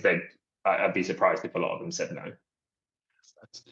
I think that's a really good answer. Honestly, there's almost this badge of honor that you get in the world of talent acquisition when you're like, I've been putting out fires, I've been solving big problems, been filling these hard recs, and no one ever celebrates you and applauds when you're like, I worked on a really important forecasting plan so that we have headcount, leveled out, we can adjust. No one's like, yay, great job. You have a job to fill over here. Isn't there a requisition still lingering? Where's the interview schedule? Like, so they're exactly those short-term things, and you're sacrificing those long-term potential, like proactive strategy pieces like you talked about, because it's, hey, great, but when's the interview going to be scheduled? That's all I care about. So it's like this tug of war always pulling against you, and it's really, really hard to get to that. Okay. I was curious. Thanks for going with me on that one. So you hinted at AI there a little bit as one of these big things that's changing the space, and every conversation around recruiting I've had in the last year probably has touched on that to some degree. AI's doing some pretty incredible stuff. You'll have some tools at Smart Recruiters even that are doing some things that will blow your mind if you've not seen it out there for the audience. But what about the other pieces? Like AI, you can't just turn the switch on and everything's going to be great, right? There's change leadership, there's managing stakeholders, there's other sorts of things. What do you think is the best approach for some of the leaders out there thinking about AI or looking at that and bringing all those pieces together? Because you're a data guy. I can't just bring a report in and slap it down. I've got to make it matter to the people. Your language. Talk about that a little bit. Yeah, definitely. So I think, anchoring on that fear concept, I suppose one of the things that I hear a lot whenever I speak with customers, non-customers, people in the market, the best way to combat that fear is firstly through education, right? So just try to learn as much as you can about what is going on. And that doesn't necessarily mean going and looking at loads of demos of products. If you know you're in the market for something specific, then yes, that's a route to it. And hopefully you're picking vendors who come with a point of view and can educate you around AI for what it means for them. But spend time with your legal teams, spend time with your privacy teams, get to know what your company's stance is on it, and maybe even start to be able to shape that, because I think a lot of people feel that they are at the mercy of those things. But a lot of these laws and regulations are brand new for the legal teams dealing with them as well. So the readings are going to be slightly different company to company. You're going to have to go and really learn what it means for you and your business specifically. And then when you throw in industry and country into the mix, the readings could be different again. So I don't think you can overlook the importance of education for it, which is not a very sexy answer and not necessarily a quick one to get to the bottom of, but I think it will stand everybody in good stead, whether you stay in the same role for a period of time or you start to look around. If you're a TA leader who has a good grounding in AI, and when I say that, I think about if I go and have a talk with somebody about the basics of machine learning, can you just talk about how that works and how classification impacts, or how the size and variability of your data set impacts classification? If you're a TA leader who can do that and relate it to TA tech, like, your cachet is going to go up massively. So I think the education piece is massively important. And that, I mean, for stakeholder management, I think that's a given. You need to have that in there. You need to be able to take people along on that journey. You've got to build the trust with them as well. So I think everybody's initial fear is it's going to take our jobs. The reality is it's probably going to increase capacity to a level that you don't need to hire as much anymore for certain roles. So if my team of recruiters today can fill 80 jobs a year, the AI means they can fill 100, 110, then sure, if my hiring plan expands so much, I maybe don't need to hire one recruiter for every extra 80 hires. It's maybe more like 0.75 at that point. So I think understanding what the benefits bring in terms of your capacity point of view, absolutely need to know. And that then just translates into knowing the numbers, right? Knowing your business case, understand your cost base, understand where you're spending money, where you're wasting money, and more importantly, where you could gain money. I think so many people look at TA still as a cost center, but empty seat time is a real thing in certain industries. If you're filling consulting roles that are expected to bring in several $1,000s a day in fees, and those roles are sitting empty, the quicker you fill them, the more money's going to hit the bottom line. I still remember trying to laugh out loud at this, but I still remember years ago, I was trying to recruit for a role and I had a hiring manager that was just unresponsive, disinterested in the role. Like, do we need to close this? It's like, no, but look, we didn't hire anybody for this last month, and I saved 1/12 of the cost of the salary. I'm like, this is a billable job. What are you thinking?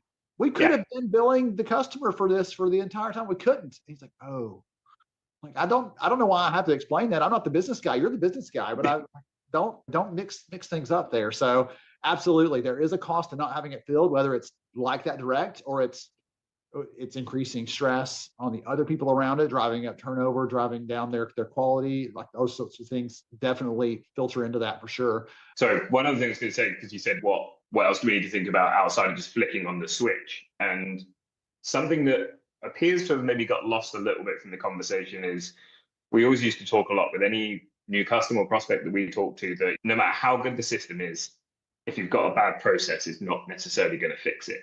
And I still think the same applies for AI. So you still can't forget about the process piece of it. Optimize those as you come in.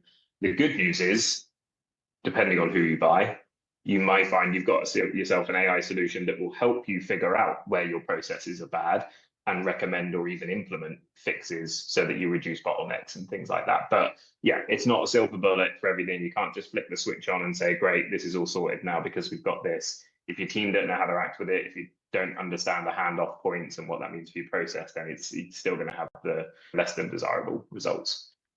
I feel like I would have been better at TA if I had the British accent, process and privacy and some of the other words. Like the way, like it just sounds more cultural. Like I could have definitely had more yeses to offers if I had sounded like. All kidding aside, we're getting close to our time here, and I want you to give the audience something as a takeaway here. So they're listening in. They're struggling with the problems you've talked about, whether it's using technology, it's trying to figure out where the next tools are going to come from. It's figuring out how to make the most of their data, all the different problems that TA leaders are trying to fix in and among filling all the roles too, on top of that. Yeah. What is your biggest piece of advice for those people that want to be successful today and over the long haul? What should they be thinking about? What should they be doing? Yeah. So I think 4 things. Educate yourself first. Almost like put your own mask on first before you help others. You have to do that to be in a good position to be able to influence your business, talk to your team, and get that moving. Educate yourself first. When you do look to invest, do it really thoughtfully with the right kind of partner. So prioritize those that have a good amount of vision and longevity into the future, not just something whizzy and shiny today. Really dig under what's behind what they're doing. And then I think lastly, just don't forget about the human element to this. It's all really easy to just look at it and go, AI will solve everything for us and we can forget about everything else. At the end of the day, we're still serving candidates who are all still human. We're all still humans ourselves. We're going to be in this process still for a long time. It might be with way more efficiency, but it is still a human game. So don't forget that aspect of it. And then the last piece, I think, is just learn your business cases inside and out, because I think the CFOs and CIOs of the world now are obviously looking for a lot more return on these things. AI is potentially very expensive depending on what you're looking at. So, really get to understand the financials of your business really well. To your point, if you've got hiring managers that don't understand why it's bad not to fill a billable role, go educate them as to why that is a good idea. Yes, excellent. Okay, so I wrote these down. Educate yourself first, invest thoughtfully, good partners, don't forget the human, and know the business cases and be good at those things. Excellent advice and really great examples of not just being reactive, like we talked about earlier, the putting out fires, or being proactive. Let's build a fire prevention plan. I don't know, maybe that might be helpful once in a while. Okay, tremendous. Chris, I've enjoyed this conversation so much. Are you okay if I go ahead and just tag Smart Recruiters here in the comments so they can reach out, connect, learn more about the good work that y'all are doing? Yeah, absolutely. It'd be great. Yeah, smartrecruiters.com for anybody who wants to come and check out what we're doing. And yeah, it'd be great. Thank you, Ben. Really enjoyed it. Absolutely. Yes, sir. Good takeaways for me. I enjoy this so much. Always talking with a fellow data nerd, and this is a great conversation. All right. Good stuff. George, bringing you back here with me. Excellent.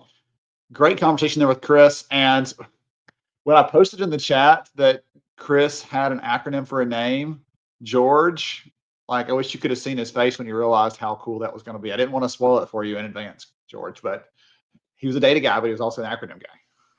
He's the best of both worlds. You know, for me, I was trying to count how many times I said research or data, so I knew that would be a thrill for you.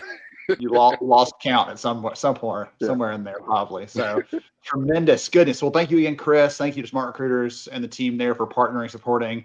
I'm gonna try to take a second and post in the chat at some point. We've been working with them on some of their data. They've looked at all these millions of applications around the world in the last year. And so they've got some data on like time to hire and some other benchmarks like that they're sharing out. And so I'm going to try to grab that because there's some pretty interesting data points in there. And I had the opportunity to add some commentary around some of that and talk about where we're seeing in our research and where those things sort of fit together. So I'll try to make sure and get that one in there. Okay, perfect. All right, so we're going to dive in here. I just remind you really quickly. So we're actually like just a couple minutes ahead of schedule, and George, I don't think it's ever happened before. So I'm stunned. I'm expecting something else to come up in a little bit. So we're going to dive in and we're going to talk about some of the data that we have, some of the research. We have some winners picked out in the comments, but there may be a couple more. So stay engaged, stay chatty, stay connected in and ask questions if you have any. We'd love to address those as we're going through and just make it interactive with you. And if we finish a few minutes early, wonderful, you get some more time back in your day. So the time now, we're going to talk about some of the data, some of the things we're seeing, and some stuff that you need to know. And I'm going to start off with a quick story because I am a sucker for a good story. So far in the comments, by the way, I've seen generally like we are positive, we are upbeat, we are excited about some of the change that's coming, and I'm happy for that because that attitude matters. And here's why. So a couple of years ago, there was actually an airline called AirTran. They're not around anymore, but AirTran used to do a lot of flights here from where I'm located in Huntsville up to DC, and they had this special, this coupon, George. And if you went to Wendy's and you ate enough times and you got enough cups, they would give you a free ticket, a free plane ticket. So some of my friends that I know here locally, these two guys was like, listen, we're cheap. And we want to take our wives on a trip. So they started going to these Wendy's at night after they closed, and they would jump in the dumpster and pull the cups out and wash them off. And they were collecting them to get some free tickets. Well, one night they jump in the dumpster and a police car pulls up at 1 a.m. and says, hey guys, come on out. And so they're talking and he says, hey, what's going on? And there's a couple ways you can respond. And the first guy just says, hey, it's none of your business. So he gets put in handcuffs and ends up in the back of the police car. And the police officer turns around to the other guy and he almost is about to cry. He's like, what's his problem? What's the deal? I'm just checking on y'all. And so here's what's going on. I told him the story. And eventually he gets to go on his way. He's not in any major trouble, but the attitude with which we approach things, situations are going to happen we don't expect, that surprise us, that we can't always plan for. But the attitude that we have when we face them will change substantially the outcome that we have. And so that's one of my big recommendations for all of you today. As we talk through this with the data, approach it with a little bit of humility, a little bit of openness, because you may find out that something you think is completely and totally true happens to be wrong. I find that out every year when we do the research. And I would like for you to approach it with a sense of experimentation, and let's treat it like, hey, you know what, let's find something new and go do it, versus, well, maybe the data's wrong, or I'm right, or whatever else. Okay. That said, I have one data point here that's not ours that I wanted to share. I mentioned it in the email promo the other day for everyone that's to drive our last registration call for this event. I was speaking at an event last fall, and there was a Harvard professor that spoke before me, and he shared this chart. And it's a nerdy economics chart. What I want you to see is everything from the 0 and up. Those are the two categories of jobs that are on the upswing and have been increasing for the last 40 years. those types of jobs require social skills. The ones that are on the decline are ones that do not require social skills. And as we're talking about things like AI and all the other sorts of stuff that we go through today, know that those sorts of things don't replace the social piece. And I've seen it in the chat. Again, y'all really are tuned in on that. You know the importance of it, especially when it comes to connecting with someone and hiring them and getting them to trust that the company is who we say it is and the opportunity is what we say it is. And right, all those sorts of things matter in building that connection with someone, building that relationship. So that the social piece there, I just want to share this one data point from another piece of research that's broader, looking at this evolution over time and saying over decades and decades, the jobs that continue to increase in importance and in demand are the ones that require some level of social skills and the ability to interact with other people, which is important to us. Okay, really quick, here's what the research covers. So we've got employer data in this. I'll share some things what the employers are talking about, their challenges, their priorities, candidate data in here, how they feel about some of the opportunities that you're putting out there in front of them, what they want most from the companies they're trying to approach, all those sorts of things. And we'll give you some good takeaways again as we go through this. All right, so let's jump into this. Big theme number one, George. I wish we had queued up like some Star Wars music, but we probably got hit for copyright violations. So if you could sing it or hum it for me, that would, no, just kidding. I'm kidding. So this is the year that candidates are fighting back. This has been happening for a little while now, but this is really right on the rise. So candidates have, I'll start with this. We have tools as employers to communicate with people, to do mass emails, to do instant responses when they apply, acknowledgments, all those sorts of things are pretty easy and simple for most of the modern hiring tools that are out there. And yet there are companies that aren't using those to connect with people, to let them know what's going on, to give them an update, to be transparent. And so candidates are feeling like they have no other choice but to try to fight back some other way. And so many of them are starting to use AI tools to do that.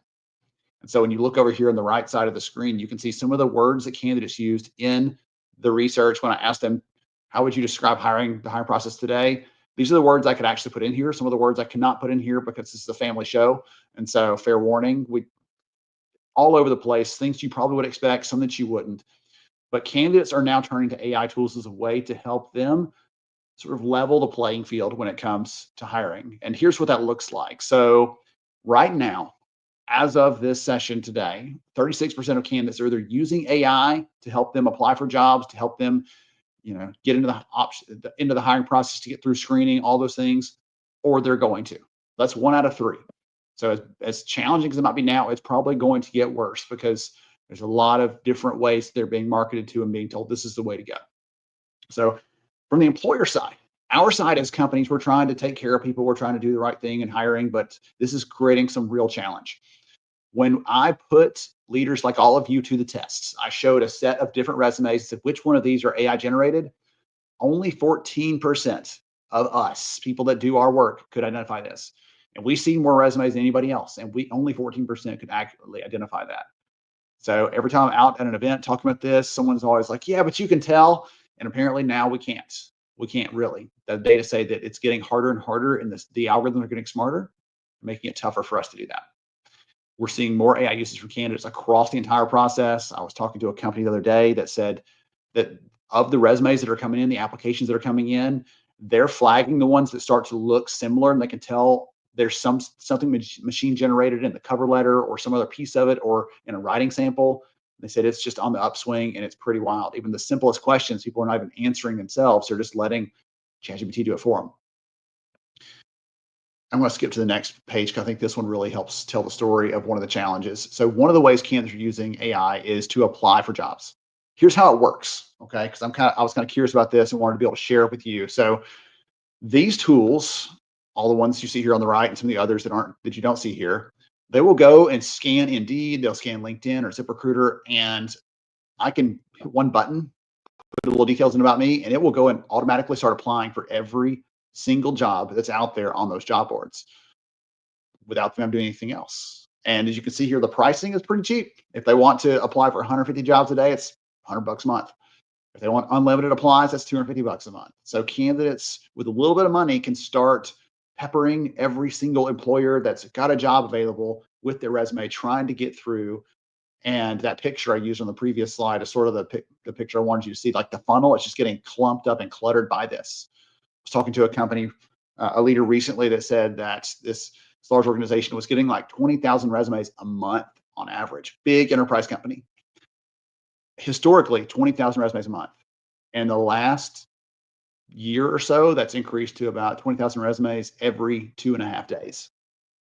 So that number just boggles my mind. I wanted to share this a little bit because if you're hearing about these or you're seeing these things come through, this is a real challenge, and there's not really an answer to this yet, by the way. It's not an answer at this point. Employers are not sure what they're going to do. I was on a webinar recently with a major enterprise TA executive, and she said, we're still trying to figure it out, essentially, was a very polite way of putting it. She just doesn't know what they're going to do because it's creating other challenges for them. Essentially, now we just have more people to say no to, more people to sift through and try to pick out. And the research shows in this data set we just collected, the number one problem employers say they're facing isn't attracting more candidates. It isn't, making sure their employer brand is perfect. It's picking their best person. Trying to weed through all of the ones and pick the best person is their biggest challenge. Okay. All right. So theme number 2, there's this. There was a great comment earlier today about efficiency. I don't have that right in front of me, George, but someone mentioned the importance of efficiency, but not like overdoing it and just stripping all the human out. So we're just run someone through a process. It wasn't the paperwork one, but it was another comment like that. And so there's this tug of war between we need to be efficient with the resources we have. We have to get things done with limited people power, but we also have to tell the story of why we're different, what makes us unique as an organization, and why someone should want to work here versus going across the street to the competition. And those sorts of connections are so, so powerful and so important today. And that tug of war is there. And so when we look at the data, we actually have this maturity curve of companies that are doing some more mature things when it comes to employer branding. They're doing the basic stuff. Yeah, we have our logo on our website and some of the colors and the scheme is aligned with our brand, those things, yes. But the more advanced you get, you start to see people that are using things like stories and other visuals and using their employees in the actual pictures and photos to try to help tell the story of what their company's about and try to showcase the existing people there.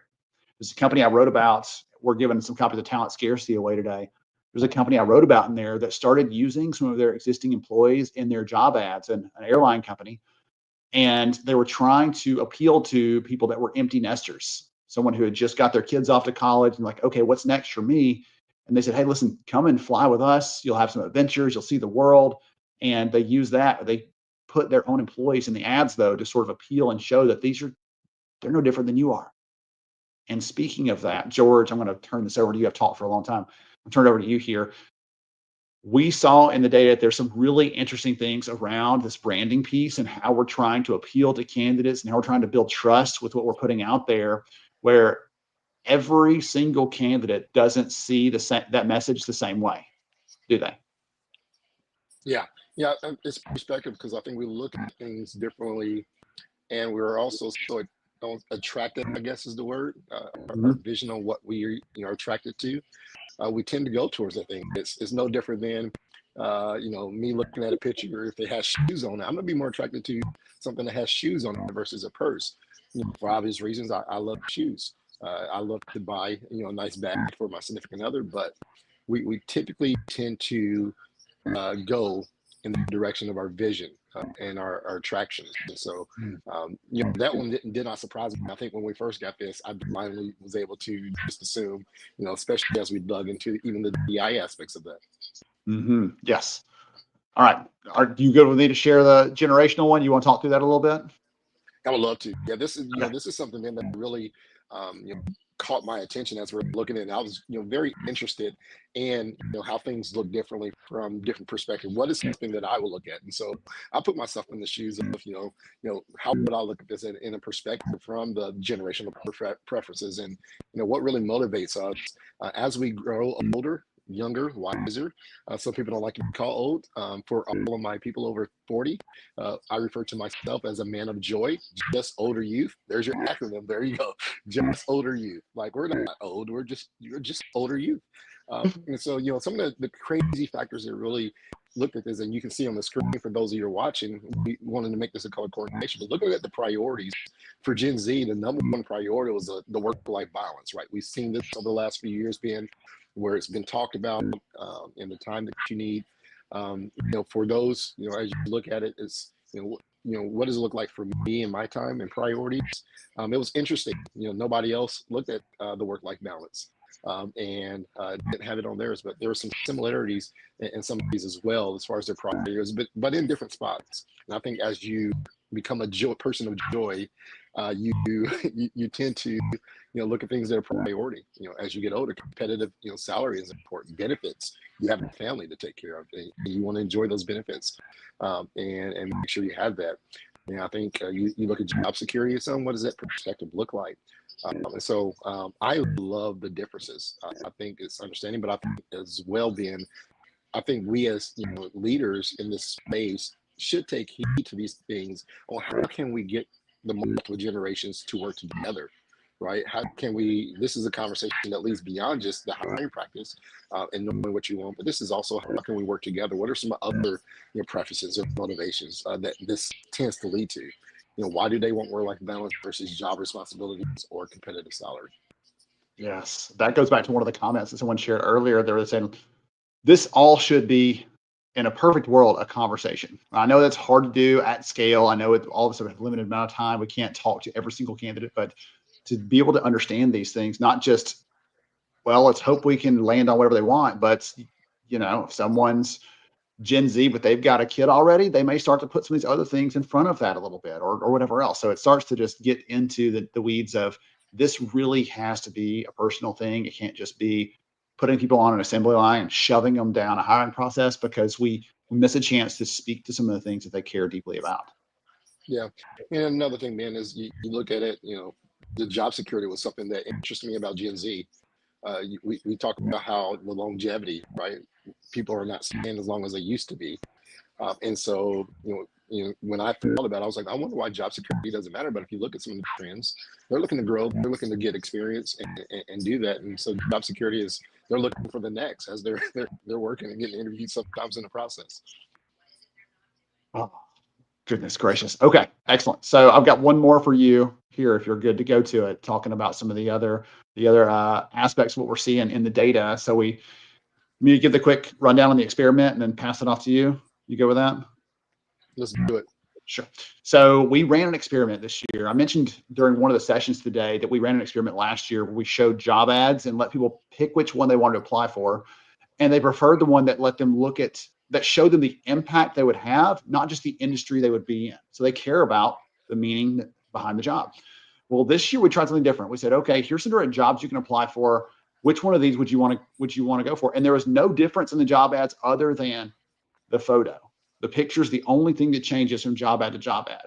And once we started looking at the data, George and I were like, this is pretty wild to see the preferences start to shift and change over something that seems so simple.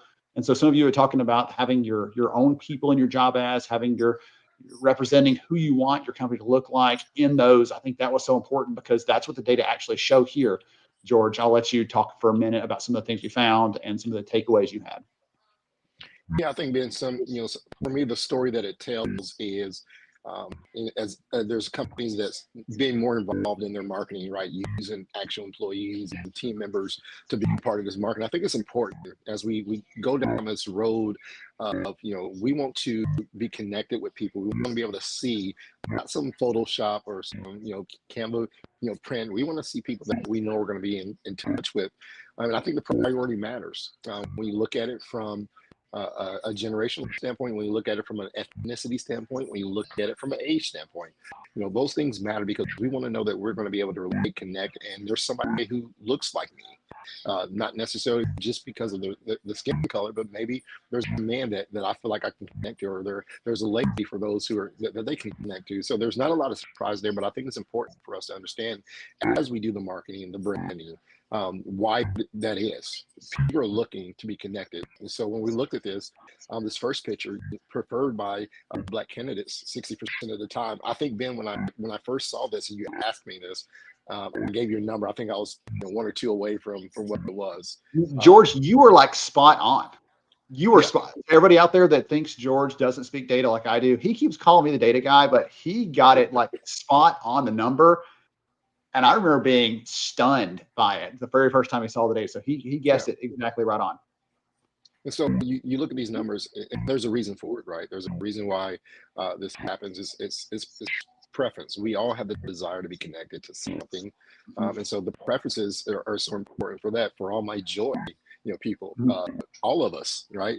We prefer, even higher. It's 42% of the time women, and then 35% of the time that people are preferencing this middle picture. And so again, it goes to that same thing. While the last picture was preferred by males, candidates 40% of the time, only 15% of the time, by females. And so the interest there, it goes to tell you that people want to be connected. People are going to prefer a certain thing, which also being when you look at it from a marketing standpoint, you have to have multiple, right?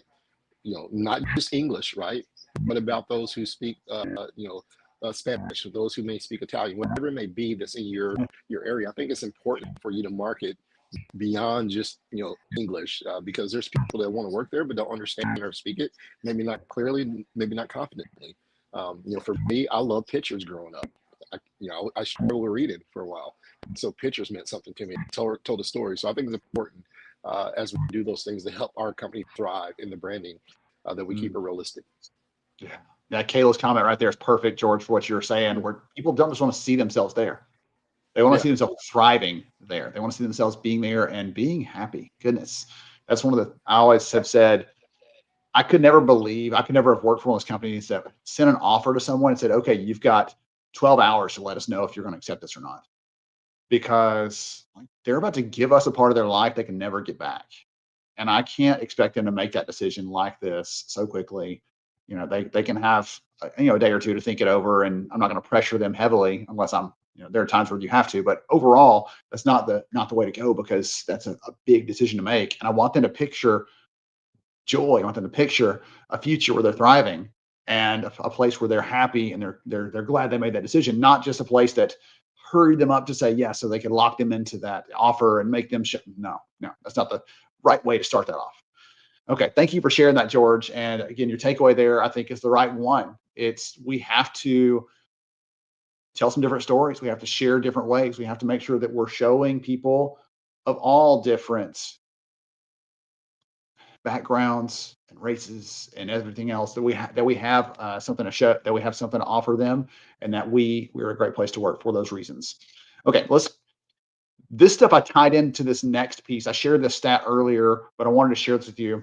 We see that in the data, when we ask candidates, how honest do you think employer brands are? Only 70% think they're very honest. The rest of them are they're either completely untruthful or they're partially untruthful. And I think, Nicole, you mentioned earlier today, you might have already dropped off the chat, but you mentioned earlier today that there's this record level of mistrust in governments and large corporations, everything else. And I think that plays in here. People are marketed to and sold to so heavily that they have their guard up and they're expecting this to be untrue somewhere in the middle. I know that all the things they're hearing can't be. One of the things that I really enjoyed doing in the hiring process was talking about the good and the bad. Here's some of the things that are hard about this place. If you really don't want to work hard, there's nowhere to hide. So this is probably not the place for you. But if you want to come and work your tail end off and you want to show what you can do and you want to be respected and recognized for that, this is the right place. Come on. So the people that were looking for a place to kind of coast, I was telling them right off the bat, don't even consider this anymore because it won't be a fit for you. So when we get into the data and we start asking candidates about this authenticity, this honesty, what can companies do to change that perception that they're not exactly fully authentic? So we see things that you would expect, keeping candidates updated on their applications. That always shows up as a big focus for them we weave it into several different questions, and it keeps popping up as a big priority because candidates don't hear from employers as much as they think they should. But other things in here, we heard about internal ability from several of you in the chat today, being clear about those growth opportunities, showing off what those are and how they can do that. Talking about the company culture. This is what we expect from you. This is who we are. Like I was mentioning a minute ago, this is the kind of work we do. And we want you to not be a carbon copy of somebody else, but we don't want our values to be at cross purposes to yours, because every day is going to be agony for you. Mentally, emotionally, it's going to be agony if you have values that are completely perpendicular to what we believe as an organization. So again, I don't need someone that's exactly like me. No, we've already got one. It's not necessary, but I need somebody else that's going to add something to that culture and add some value there. One of the stories I feel like I've told before around this that makes this picture so clear to me that we can both see an experience, we can see a situation happening and respond dramatically differently depending on who we are, the background we have, the beliefs we have even. And George, I know one of George's biggest pushes when we talk about culture, if you've never heard him talk about it, is this isn't just what you think about, but it's like what you believe and what you do. Those beliefs matter. So years ago, we had one of our flight instructors. He was telling me a story where he had been running a training class. They had gone through all the classroom training. They were taking these students up in the aircraft for the first time. And he said, okay, today we're going to simulate an engine failure. And he reaches up and he shuts the engine of the helicopter off in midair. Side note, that hearing him say this makes me break out in a sweat. Okay, so they shut the engine off in midair. What do you do? And the man lets go of the controls and starts untying his boots. As the helicopter is falling from the sky, he is untying his boots. And the instructor's watching, like, when is he going to grab the controls? When's he going to? And he doesn't do anything.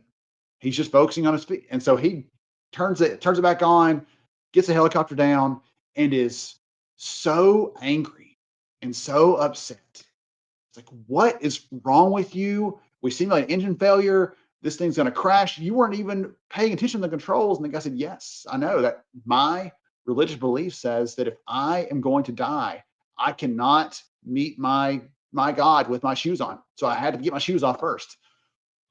And the instructor's like, oh my God, I never even thought about that. He's like, okay, number one, if you're in there with me, we're never going to die. We're going to do the right thing first and take it down. Number two, like, tell me more about that. It started a conversation about his beliefs and everything else that he could understand him more deeply. But it's one of those visual, vivid stories that says we may think we know how someone's going to react in a situation and find out it's completely different. And when it comes to the hiring piece, like some of the data that George was just sharing with all of you, we have to expect people to think differently than we do. We'd expect them to react differently to what we're sharing, to want something different, to have this variety there, because humans are, if nothing else, humans are varied. And we like our own things, our own ways. Okay, we've got about 15-ish minutes left probably on our share, and then we're going to do some wrap ups, give some things away, give some credits and stuff like that, and finish up for the day. So one more last theme here that I wanted to talk about, George, is about right now we are in, it's weird because we've been in the other end for a while. We were in a candidates market for quite a while. Candidates had power. They were creating a lot of, they were ghosting employers. That's some of that's happening a bit less now. Many of them are looking for work, and all of us probably can name a great recruiter or talent leader or HR leader that's currently looking for a job. So I have a lot of empathy for all of our friends out there who are struggling with that right now. But right now it's an employer's market. Employers have more control. Employers have more power. Employers can ask for a little more, can make it a little bit more burdensome, and the candidate fall off is not there like it would be in other times. I'm saying that, but this is a pendulum. It always does this. It goes back, it goes forth, and there's always changes in that over time. And some of the data tell us that we are very out of sync with what candidates need.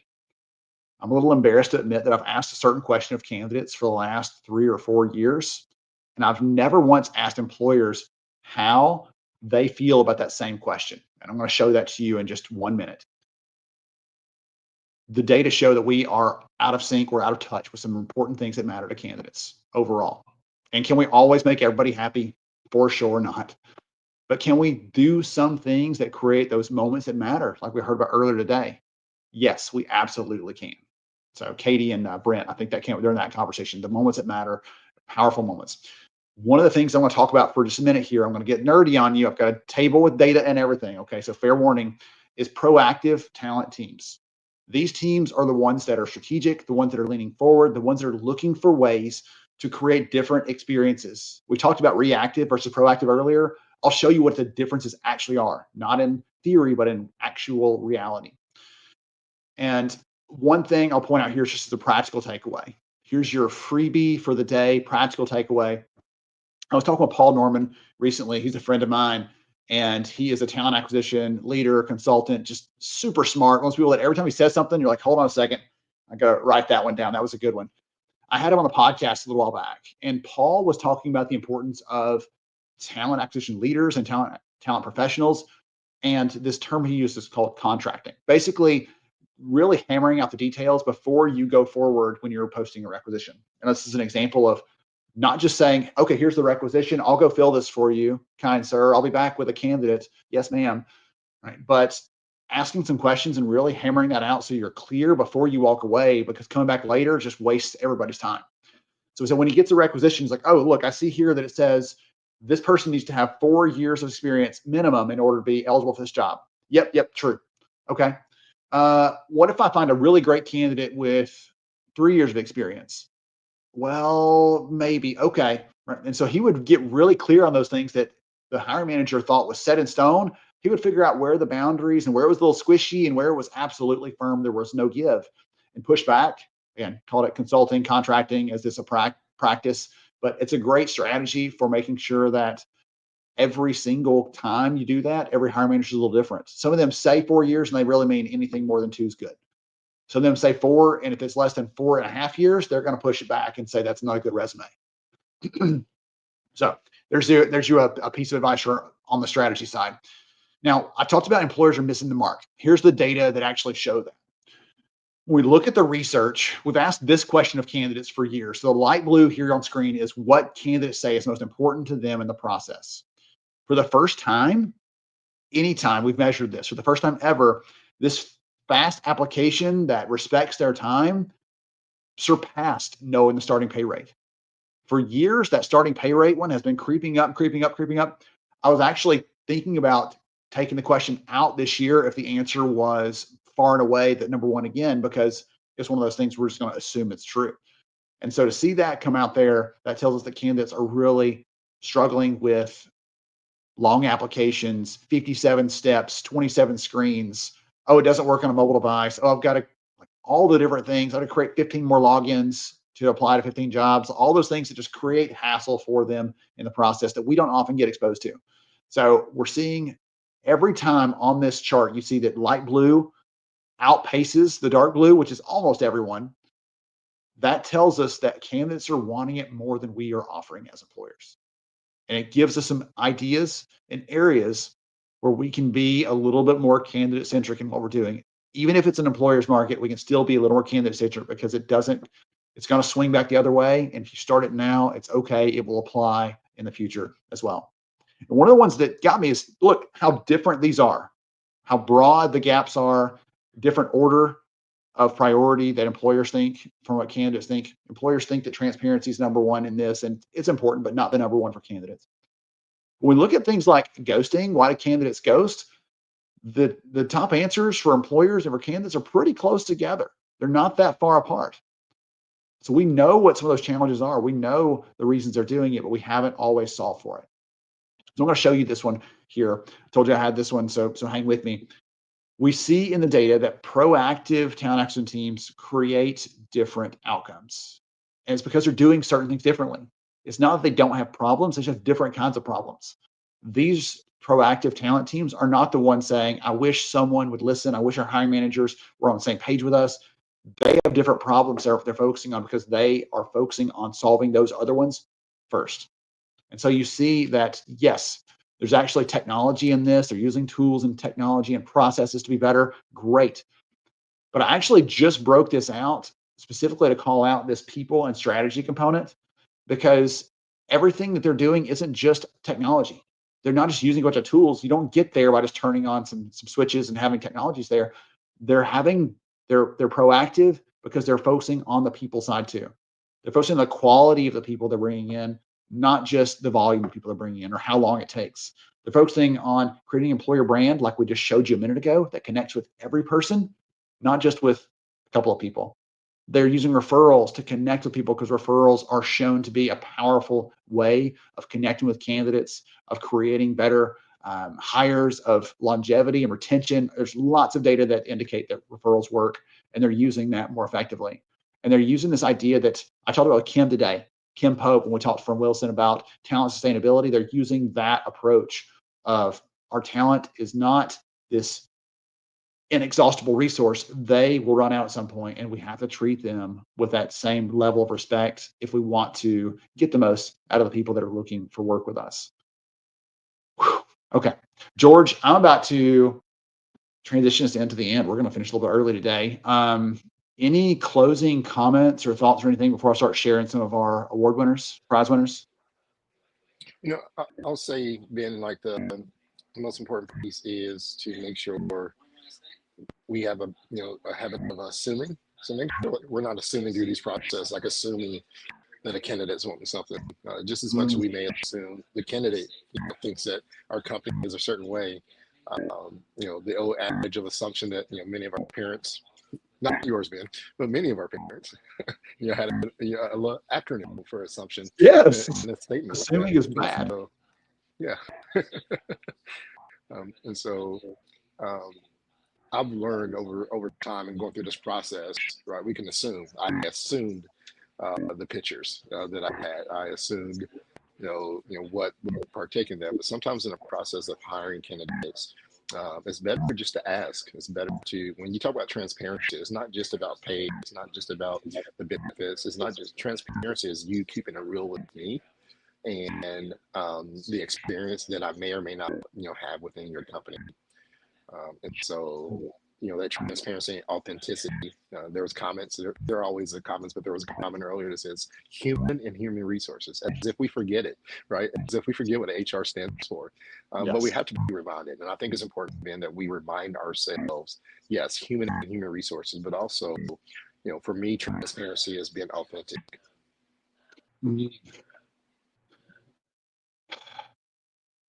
I'm just thinking about the best people that I ever hired.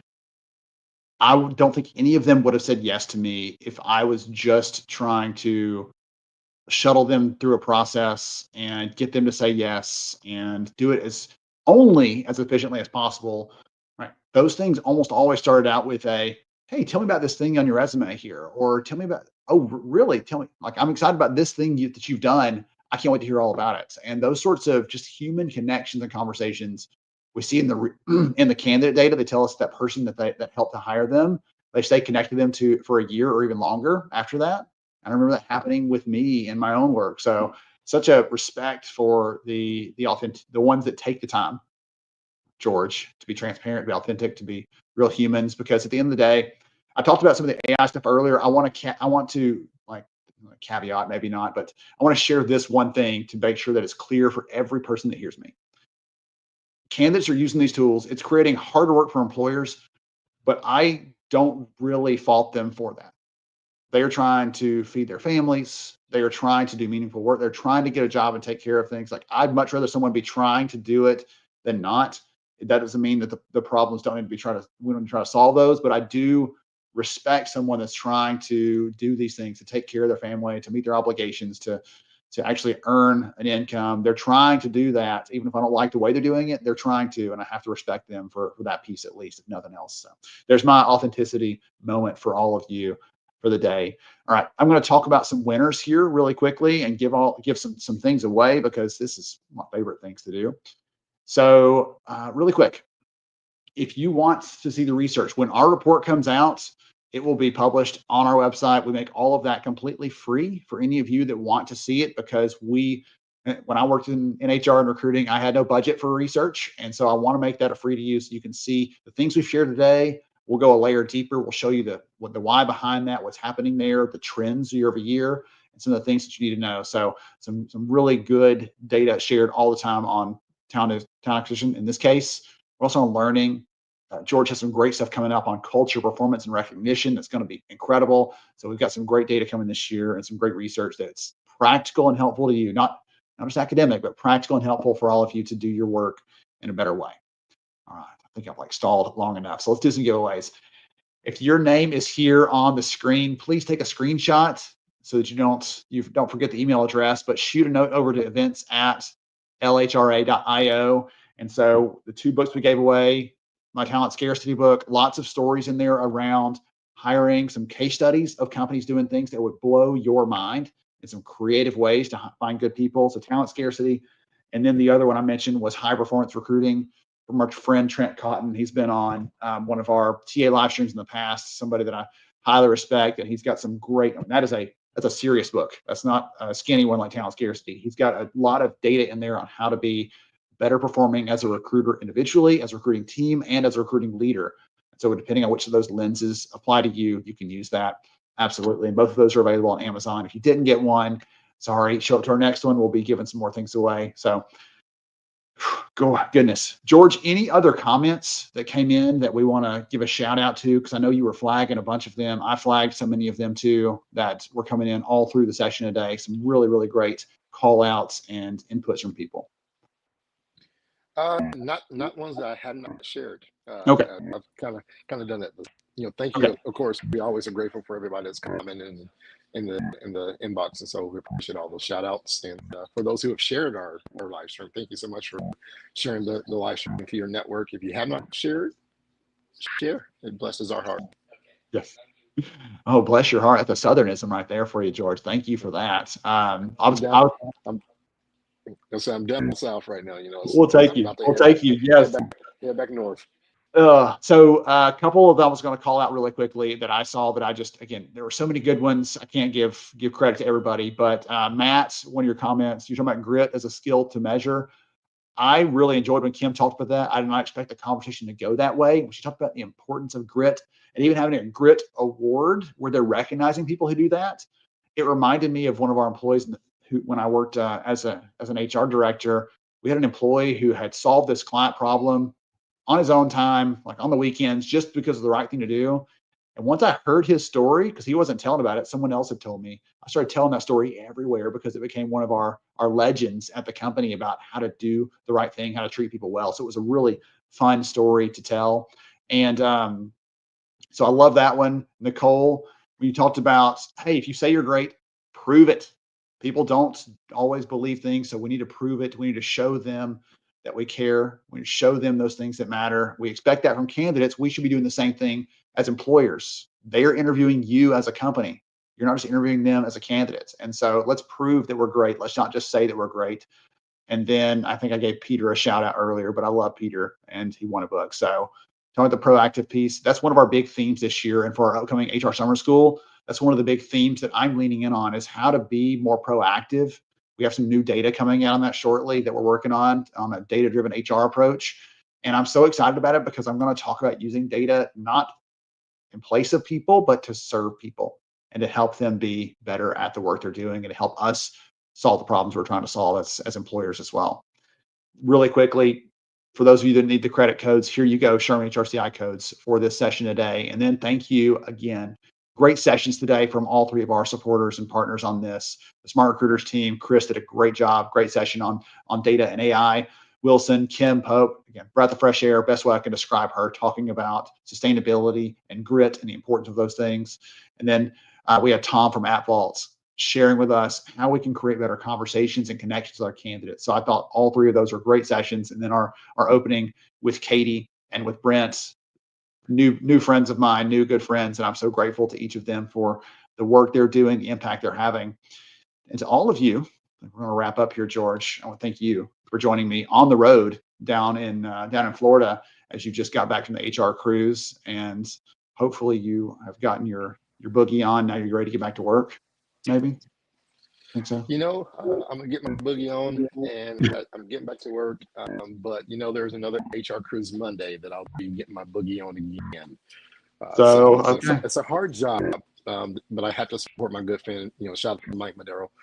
Put us on a great two conferences back-to-back weeks, and just a great time with a bunch of HR pros. This next cruise, 160 people will be on this one, so doubling it up from this previous, and I'm excited about it. So tremendous.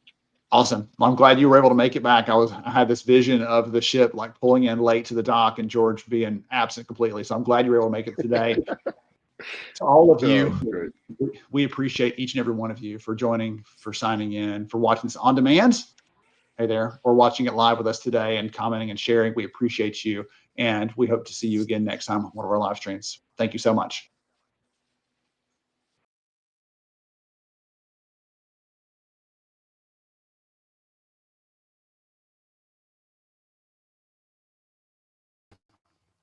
We want to thank all of you so much for joining us on the live stream. For more information, make sure you visit. That was really good. Yeah. For more information, 3, 2. And for more information, make sure you visit our website at lhra.io. Okay, and just for editor purpose, can we just try the whole thing? Thanks for joining, and for more information, go ahead. I'm rolling. You're ready. Thank you so much for joining us for our live stream today. And for more information, make sure you join lhra.io for more information.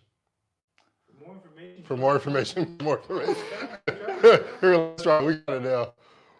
I'm getting hungry. Can you tell? Do you want to start it this one off? No, because you want to do the for more information part? I will sure do that.